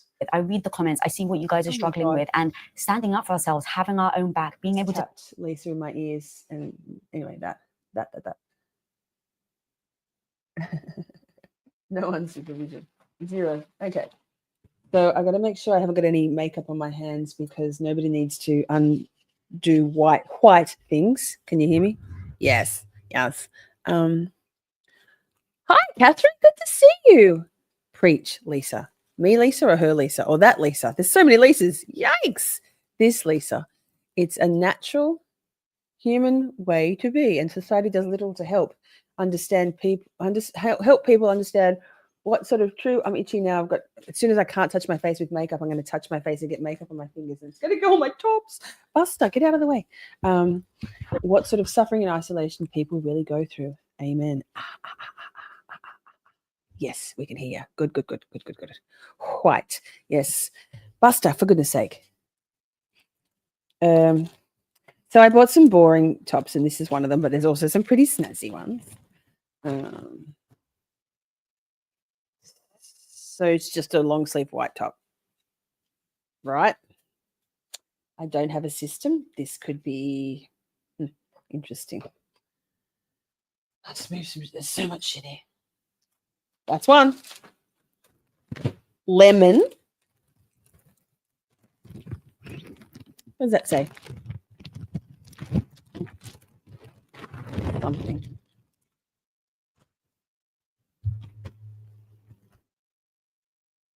Cute.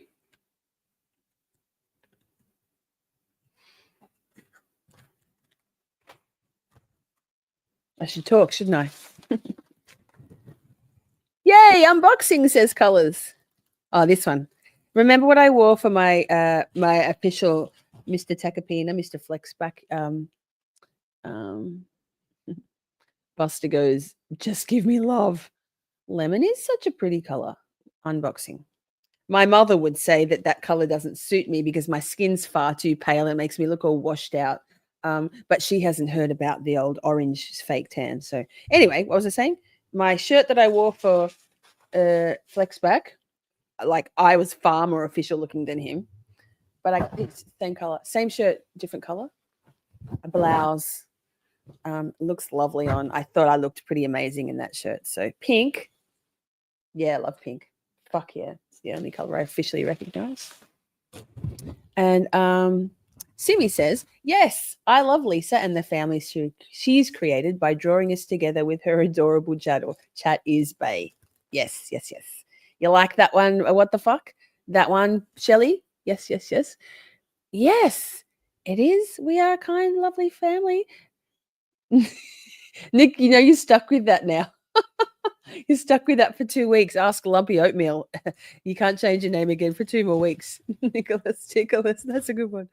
Oh, thank God it's so much better than OB. Thank you, Nick. I appreciate that. It was funny and terrifying all at once. Well, yikes. It's got some buttons.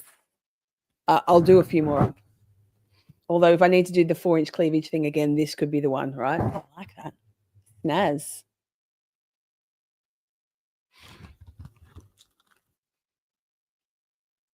It is the Amber. It is the highest compliment, and Lisa, it is safe here. Pretty. Nick Francis, much nicer, Nick. Much better, Tickleus. Tickle me, Nico.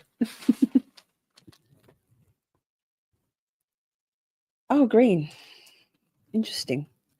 I can't stress enough how many more there still are for so little money. And honestly, the quality's all right. Like this is one of them. This is the only one I opened. I got this one. All the tops I've worn all summer, all those singlet tops and sleeveless tops, I've washed like every time, obviously, and they're still beautiful quality. They look great in person. But like this top was maybe $6 Australian. I'm not joking. The green is a bit odd in this color in the light, but I could change my lightweight. I could make it a more cool light and it'll come up with a more appropriate color. So long sleeve. These are for winter. No, winter. Just simple. What else? What else? There's so many more, chat. It's like boobs. Yeah. That black one is going to be a great boobage top. It does button up, but I like these. And when Ask Bob comes into chat, he always loves it because Bob loves boobs a lot. The flying monkeys, not so much. They take great umbrage with my cleavage, and that's cute. Just save up your money. Black, just a black V-neck, long sleeve. Look, oh, it's still so much left. Oh, I like this one. I don't know if this is an autistic thing. I think yes. I don't know. Maybe it's just me. I like collecting, right? And so if I like one thing, I'll have it in every color. And I never realized how much I did that until actually long after I'd realized I was autistic. And it came to my attention that, oh, yeah, that's right. Like I have 22 flavors of toothpaste with another one coming. So black. Snaz. Britt says, I've never looked at Sheen. Sheen, I don't know how to say it. No boobs. Colors hates boobs. I don't care. No, I think it's hilarious. I've never looked at Shein. I would be stuck on the app all day. I just go in. I'm a very fast shopper. I go in. I go Yep. Boom, done. I'm out. $200. 20 tops. Hi, Buster. Hi, Buster. You get sick of streaming, are you? You're pushing my chair around, big boy. I'm not. I don't have the time to be stuck in there. The only scroll I really get stuck in is I'm going to take these bad boys out. The only scroll I get stuck in is after you off and on now at the end of this, at the end of Camp Shorty, I will often go to like Facebook Reels and just get stuck into Taylor Swift, Demi Lovato, Selena Gomez and Justin Bieber scroll. The algorithm knows me too well, and I sit there and I probably start to cry because I'm like old and lonely. Kind of cute. It's wintry. Can you see the texture? It's like soft and furry. That's pretty. I like that. Color's nice too, huh? That's the color my mother would say suits me best. Right. Yes, Buster is absolutely. Which one? Which one, Shelley? Joe, we love words. Go for it. I can't imagine you saying cleavage really ever. I can't imagine. But 4-inch cleavage is quite the offensive thing, apparently. Jealousy is a curse, right, bitches? Yes, Simi. This is so far. This is probably my favorite. The color. I was concerned the color would be a bit yuck. Like, and don't worry, I can unbutton it for them. For Bob. What else we got? The black button up. Yes. Nice, nice, nice. They all have tags. Blech. I cut the tags out of them. Yeah, they do all have tags, but I cut the tags out of them. Didn't have a chance to cut the tag out of this one, but I will, because that's going to be a no from me. But then I have this problem with cutting tags out of things, because then it's not in pristine condition. And that distresses me very deeply for my sense of completeness. This is my color. That's pretty. That's going to be pretty. I like it. That's pretty. Lisa says colors.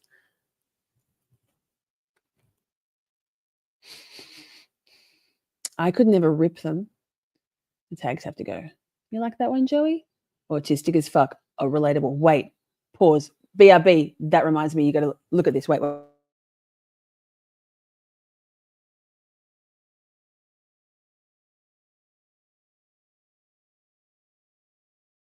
My boy Billy Tibbetts. Well. Georgia, Georgia. How cool is that? How cool is that? Look, that's the 15-ounce size. So good. So good. Love, love. 10-10. And I've got a crew neck as well. That's from the Miss Shorty merch store. We have a whole lot of autistic as fuck stuff. Fuck stuff. Is that a word? It is now. Do you mean Orion Kelly? Or is there an actually autistic as fuck? I'm not sure. This is an autistic as fuck channel, man. Have you noticed? Oh, this is pretty. Not tight. That's soft. Soft. Can you see that there? Soft. Lovely. These are my winter streaming tops. There's a channel called that. Lovely. Thanks, Amber. Cardigans have buttons. Well, not necessarily, but they have an opening. Robert Green with an E wore a cardigan last week. Buster, please. Just hang on. A little bit more time, kids. A little bit more time, you guys. A pullover has no buttons or no gap in the front. Just one piece. A sweater. Interesting color. Oh, it's quite pretty. That's like sort of soft. Wait. Oh, it's flaring. It's what's it? Can you see? It's getting too much weight. It's opposite. There we go. Ooh. And it's got buttons on the sleeves, that one. Snaz. Look at that. I'll be so official.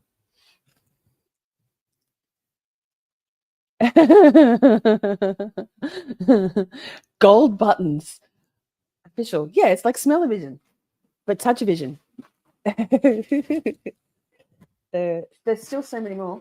Like, there's still so many more. What was I doing? I tell you, I guarantee you this was a 10-minute exercise, this shop. 10 minute. 10 minute. Brit needs to fill this fabric or this one.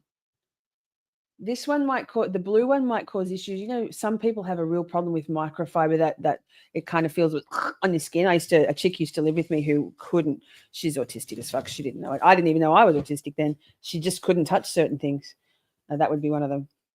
I'm fine with touching mostly everything. So that's got some buttons. That's just cotton knit, not soft. I mean, soft, but not. Gold buttons, nice. Thanks, Lisa. Joey wants me to get a face tat. Gold buttons, nice. You like that? Yeah, no tags.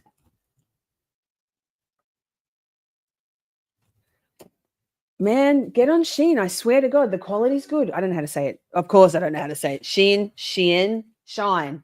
Oh, maybe it's Shine.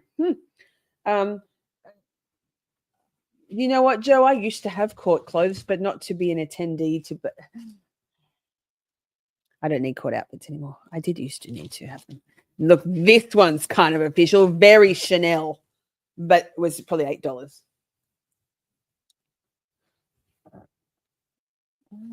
And a zipper. Wow. It doesn't undo. The zipper's a bit clunky, not like Miss Shorty merch stuff. There we go. I was going too hard at it. And this one's got, no, I was lying. No buttons on the cuffs. Cute, huh? The pile is now this high. Plenty more to go. That's what she said. No face tat. Oh my God, I want that mug. Well, you can get that mug. Red metal. You can get that mug.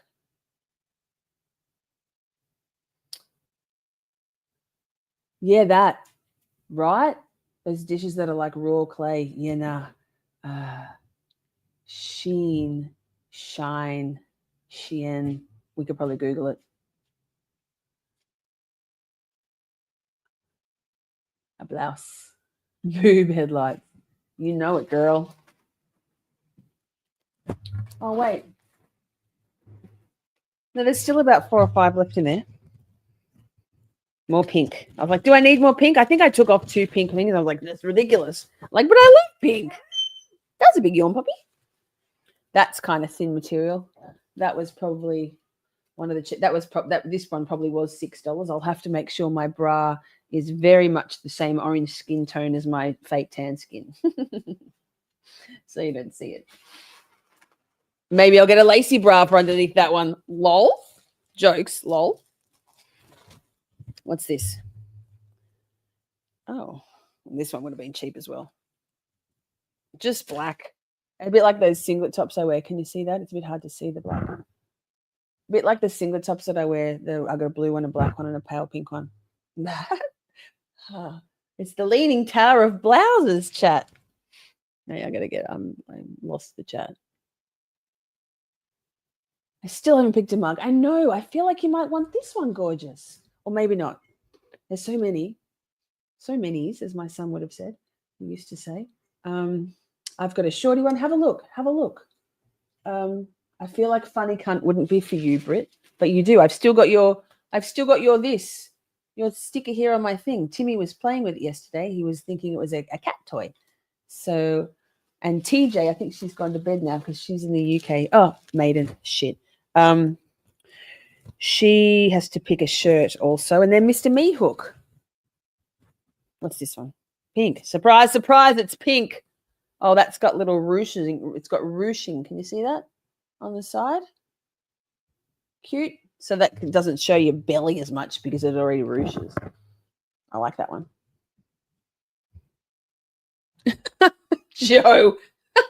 Joe Schmo. You can pick your friends. You can pick your bra, but you can't pick your friend's bra. Ugh. Black dominates your wardrobe. You were saying it right. Which? Shein, Shine. Hi, Missy Mayhem. Good to see you. Yay, we're doing an end of the live stream, 3.5 hours in. Shine, Shein, unboxing. Green's one of my favorites. Oh, this is a blouse. This to be for like a business interview. Sorry about that. What's this? Oh, la-di-da. It's, wait. Jesus, they haven't pressed the collar down. I'll have to use my fancy iron to do it. That's nice. Look, it's got nice buttons here, a nice button here, and a cuff roller upper. Hang on.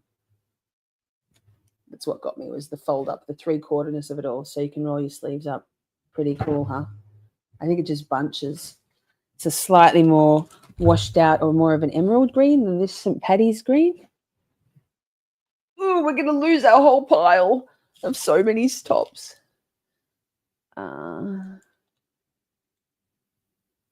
You're off, Catherine. Thank you. Yeah, I like it. I like green. Green's, I'm a fan. You know, you have to try all these on now. Yeah. Not for you all. Well, you know what? I'll unbox them as we go through the season. Teal. Yes, Brit. It's probably almost verging on emerald. Yes, thank you for hanging, Catherine. Oh my goodness, I keep touching the microphone. Sorry about that. Sheen, green. I think green is a great color on you. Thank you. Yes, with the black hair, which is, sorry, my brows coming. The black hair, which is fast becoming not black hair, and I'm okay with that. I've got to start blow drying my hair again. My hair just says no. So this morning I just blow dry my fringe and let the rest dry. And you can tell. Look at me caring. Just grey. This is one of my favorite colors for tops. Maybe not for live streaming, but I'm all about that grey. You like the blue green? This one? Pretty. Thank you. I bought a teal Le Pen today, and it made my inner child so happy. Sheer sheen. What do we got? Oh no, we got to the bottom, but I didn't even realize it. So that hardly any tops, right? Didn't even go shopping.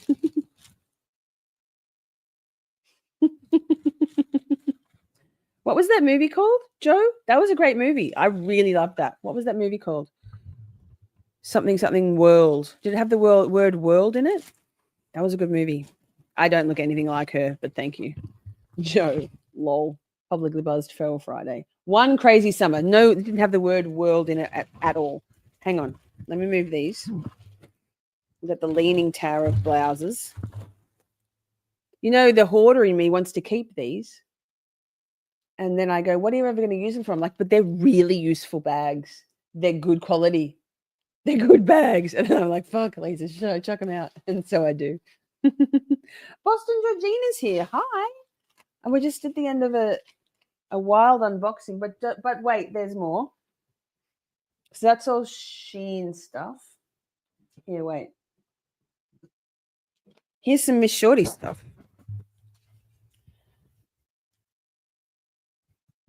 So there, I just said that grey color is my favorite. This is a medium. I bought too big. I wasn't sure. So I'll have to be doing I'll do some cutting, and then I'll cut them too much and they'll be too. No, I like a big. I like it big. I should order a bunch of shirts just for the bags here in Colorado. Oh, stop it. You're so sweet. So any of these shirts would be something that if you happen to win the weekly raffle, you could choose this one. That's a medium as well. I've spent a lot of money on my own merch store. Let's just say that. This is the one Steph got. She got it in black. I got it in white. Found my people. That's us. That's you all. Found my people.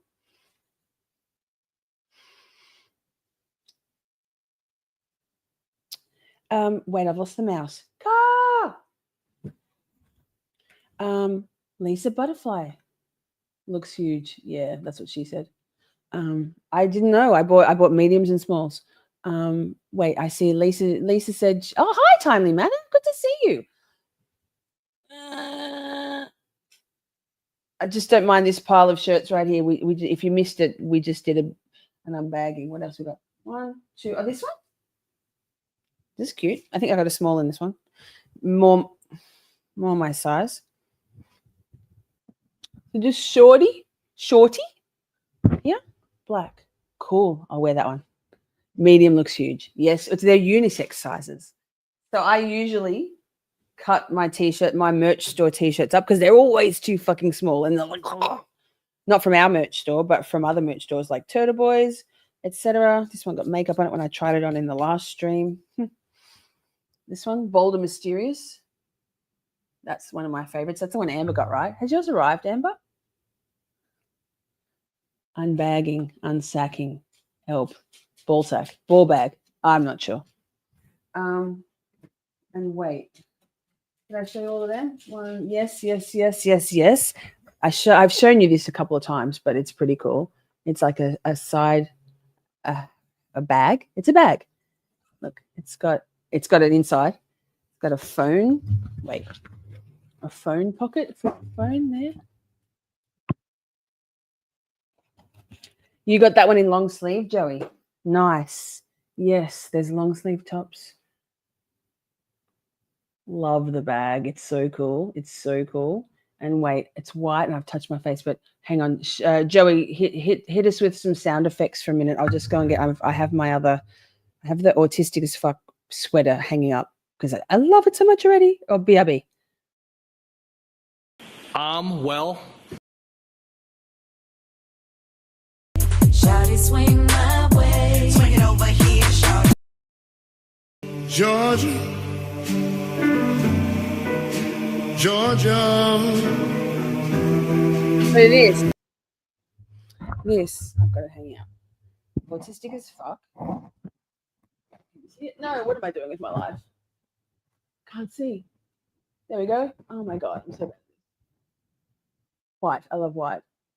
And that's well, yikes, that's a small. It's long. I haven't washed it yet though.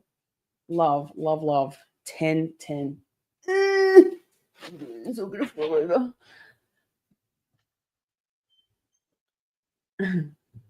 Yes, Higgy. So wait, we'll wrap this up in a sec, but hang on a sec. What am I doing? I pressed the wrong thing. Fuck. No surprise there. Like no surprise there. Well. Yeah, exactly. Okay. So oh, wait, what does this say? Other fun stuff. What's this? Okay. Can you see this? Yes. So we now got a tote. All the proceeds from the merch store go to paying our beautiful mod squad. So there's no, we ain't got no grift, chat. We ain't got no grift. Thank you, Joey.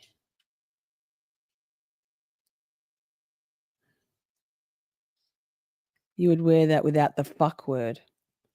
The fuck word. Leave it with me. Leave it with me. Matilda wanted to do it as autistic AF, and I wasn't having it. I said no as fuck, and that's my logo. But we can do something else. We'll do another autistic thing without the fuck. How's that, Brit? I love that. Look, notebooks. So cool. Grave concerns. Any proceeds from the free Karen Reid stuff, which at the moment is just grave concerns, will go to Karen's Defense Fund. By the way, we raised $100 in our last live stream for Karen's Defense Fund. 100% of all super chats, super stickers, full stop, was the plan, and we got to $100. So I'll make that donation as soon as we've gotten off this live. So, and I'll take a screenshot and send it. Not that you all don't believe me, but you know, receipts reign supreme. What else? Stickers. Oh, this. Oh my God, it's buried. I've got this sticker. Is it that one? No, I've got. Oh, look, there's a calendar. Look, it's a calendar. I don't know what the dates are. I guess they probably print it. Steph ordered this calendar. I guess they print it with the dates. I don't know. Flexback? Shorties. Funny cunt. Original Shorty. Shorty. Bold and Mysterious. Oh, that one. 69. Right. Oops. There's a dog collar. Joey, did you get a dog collar? And did it fit? Not you, Gingy. We aren't grifters, we are hustlers, baby. Yes. Does she like it? Does Gingy like the dog collar? Oh my God, wrong thing. What am I doing? Pins. I like the pins. I've already spent $1,000 in my own merch store, so yikes. I've got this one. It's buried. Let me see if I can find it. It's literally buried under all those blouses. I don't know. I'm not gonna really go, but I can't find it. Oh, it's anyway, it's cool. Hologram, super cool. Shelley's got this, haven't you, Poke? Shelley got this one, and it's on her car. Yay! Pretty cool. Well, what else? Sorry, mouth noises. Nobody. Oh, also this. Again, sorry to keep calling out, but Shelley's cat Karma seems to love all things Miss Shorty merch. So obviously I'm an icon, like I'm a saint. If you weren't sure, sorry, not sorry, Saint Miss Shorty. Satire, maybe. It's in my cart. I'm getting one. Is that weird? Yes. Do I care? Nope. The magnet? Is this a magnet? Yeah, I've got this. It's very cool. It's on the fridge. I've shown it before. I'm not getting up again. Lazy. What else? The notebooks are pretty cool, right? Although I just did get a remarkable. I'm still going to need all the notebooks. Why? Why not? Hey, this is cool. Miss Shorty. It's called All Over the Web Tote Bag. Look. Twitter, YouTube, Instagram. Trial watching, real talk, starting conversations. Yep. It's me. Shelley says I have to fight karma for my shorty stuff. Fair. It's so good. Nick, get on there. Get on it. You can get a t-shirt with it on there. You can get the Miss Shorty bag when you go to the gym. You can put your water bottle in there. Saint Shorty gives me the giggles. I mean, I think if you asked Colours, she takes that shit very seriously, and so do I. But I don't think saints tell people they're saints, do they? I am not Laurie Vallow Daybell, right? Saint Miss Shorty. May she ever warm our hearts. I want that so bad. Yes. Colours.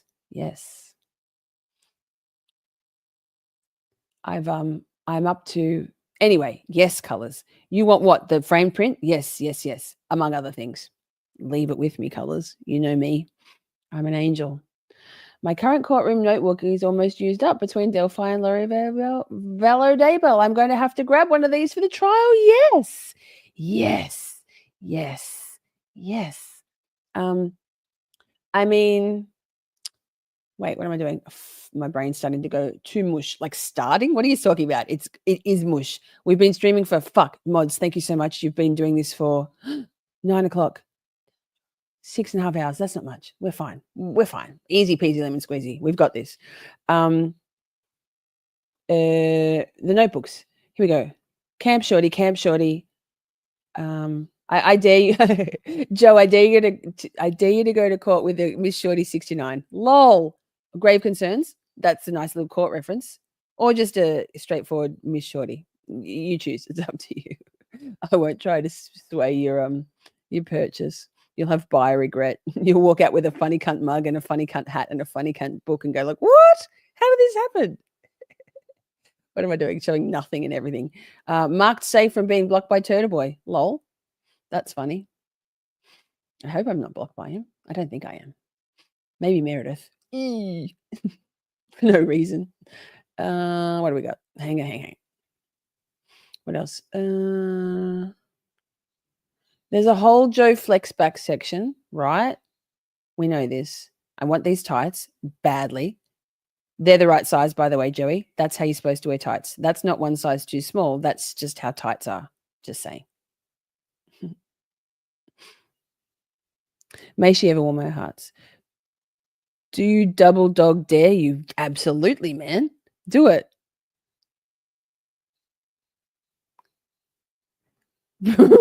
Grave concerns merch at the trial, like the full suit, even wide leg pants. Wait, these pants, I can't wait. Have I ordered any? Oh, I ordered some for Matilda. That's right. I had my cart full again for myself because I'm a selfish motherfucker.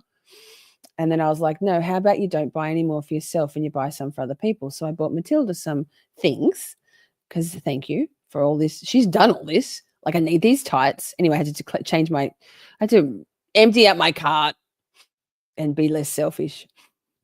And so I did. So look, what about I know we don't have grave concerns pants. What about at court per Julie Albert, wasn't it? Funny cunt pants and then a grave concerns hoodie, something like that. Or just, I mean, you know what they'd all love if somebody just rocked up in full Shorty get up. Someone, yes, that someone is Joey. We triple dog dare ya. Grave concerns top. Funny cunt pants and a funny cunt bucket hat. Wait. which, by the way, seems to run small in the sizing, unless Joey has an exorbitantly big head because it was too small for him. His head. Here we go. Reversible. Surprise, Shorty. Surprise. Funny cunt. So good. Oh, my God, the caps. I love them. Or just a baseball cap. Just a ball cap. I'm happy. It's not a deal breaker, but I'd like to know. There we go. Grave concerns hat. Bev, is there no hats in the courtroom? I'm not sure. We can give it a go. Try. I bet you Grant Smith Ellis would wear one.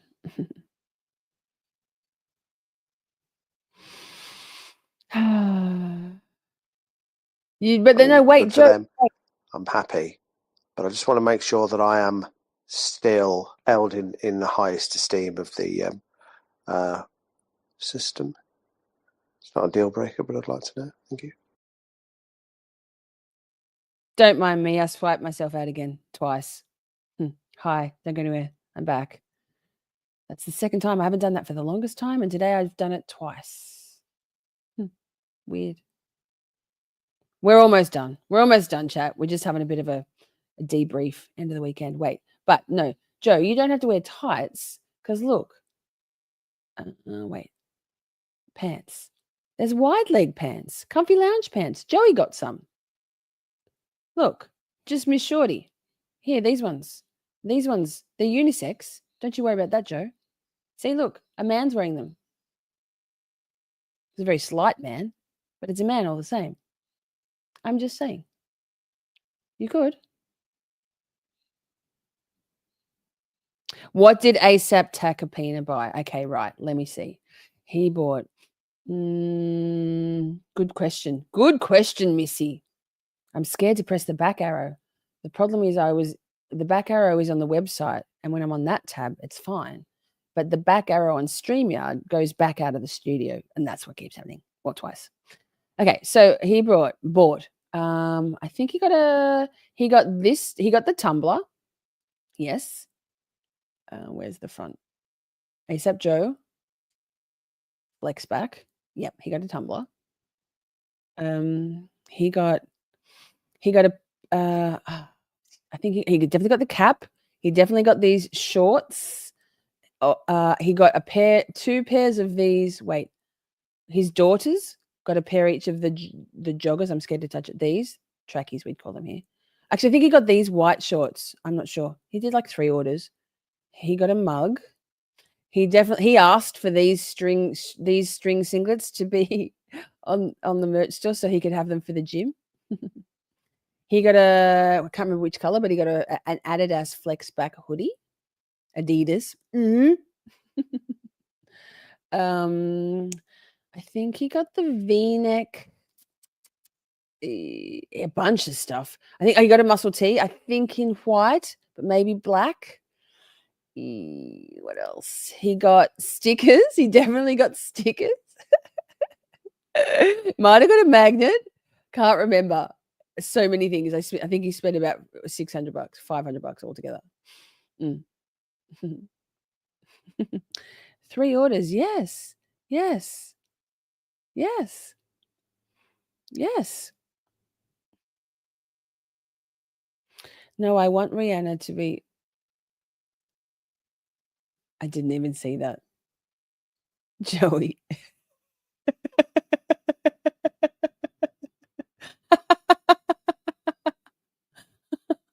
Did anyone know? Josh? Oh, Joey.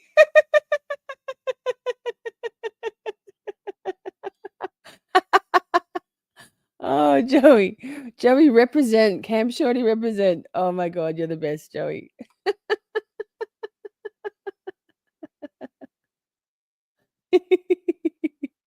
Oh, my goodness. I didn't see. And then I saw. Fuck yeah, Joey fashion show. You thought you'd get me in a fashion show, but you got Joey. That's awesome, Joey. You're the best. What was I going to say? No, I want Rihanna to wear.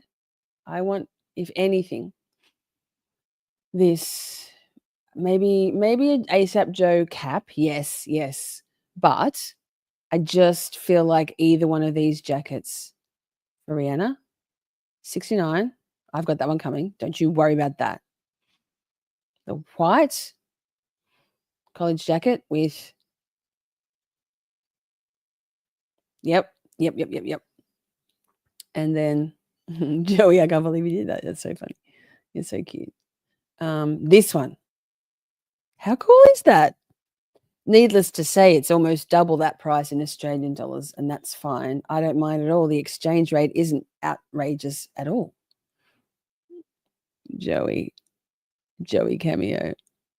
Joey.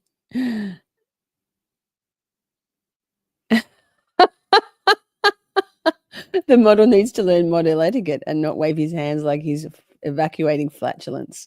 I can't imagine Joey farts. So, So that's that, chat. Thank you so much, everybody. I'm gonna wrap it up. Thank you. You've been so much fun. We learned a lot. We went wildly feral tonight, and I love that for us. Did you leave any marks? Joey, did you poo-poo? No poo-poo. How is there still 23 people watching? It was the Joey cameo for sure. For sure. So we will be back next weekend. It feels like Camp Shorty's just over. Probably because last night, well, it is. Last night I was in an absolute migraine stupor. So truth be told, I thought I was backstage. What a dummy. You lie. You knew full well. Joey, it was wonderful. It was wonderful. He's practicing for his, when we do a chat. What, I don't know. We don't even know what we're going to call it. Shorty and Hoey. I don't know. With the Karen Reid stuff. I am feeling better, Missy. Thank you. I am. And you all make me feel great. So thank you, moderators, beautiful mods. Thank you, chat. Thank you, friends. Thank you, Joey, for being backstage. Joe Schmo says, Laurie Vallow Daybell hearing Tuesday. Stay tuned. It may be a nothing burger. It may be more. You take your notes. We can't wait to hear. What the fuck says, thank you so much for another beautiful Camp Shorty weekend. You make the hard weeks harder to get through knowing you are at the end. I want to say that it's easier. That's okay. I'm used to making things harder. What the fuck? So yikes. Thanks, Timely. Thank you, mods. Love you, Joey. Love you all. Thanks, Life Artist. Wait, that. Thank you, Shorty's mods boss. Easier. Freudian slip. Oh my God. Shorty, Camp Shorty at the weekend. Make this week go longer. It's late. Thank you so much, everybody. I love you all very, very much. Shall we go out with chat is bae? Yes. Vent. We're here for each other. Because chat is bae and our community is the best. I love you all. I love you all so very much. We had a blast just chatting and stuff. Things may have gone a bit off the rails. Professional when all else fails. 'Cause chat is bae, so much to say. Emotes and all the caps out. May have been cheese, bit faster please. The time has come, Camp Shorty out. We're skating through all the tough things, learning about this and that, defense motions, prosecution, and narcissistic twats. 'Cause chat is bae, so much to say. Emotes and all the all caps out. May have been cheese, bit faster please. The time has come, Camp Shorty out. Community, just you and me. Occasionally, Buster and Poppy. It's the whole thing. Miss Shorty swing. Together we make each other happy. 'Cause chat is bae.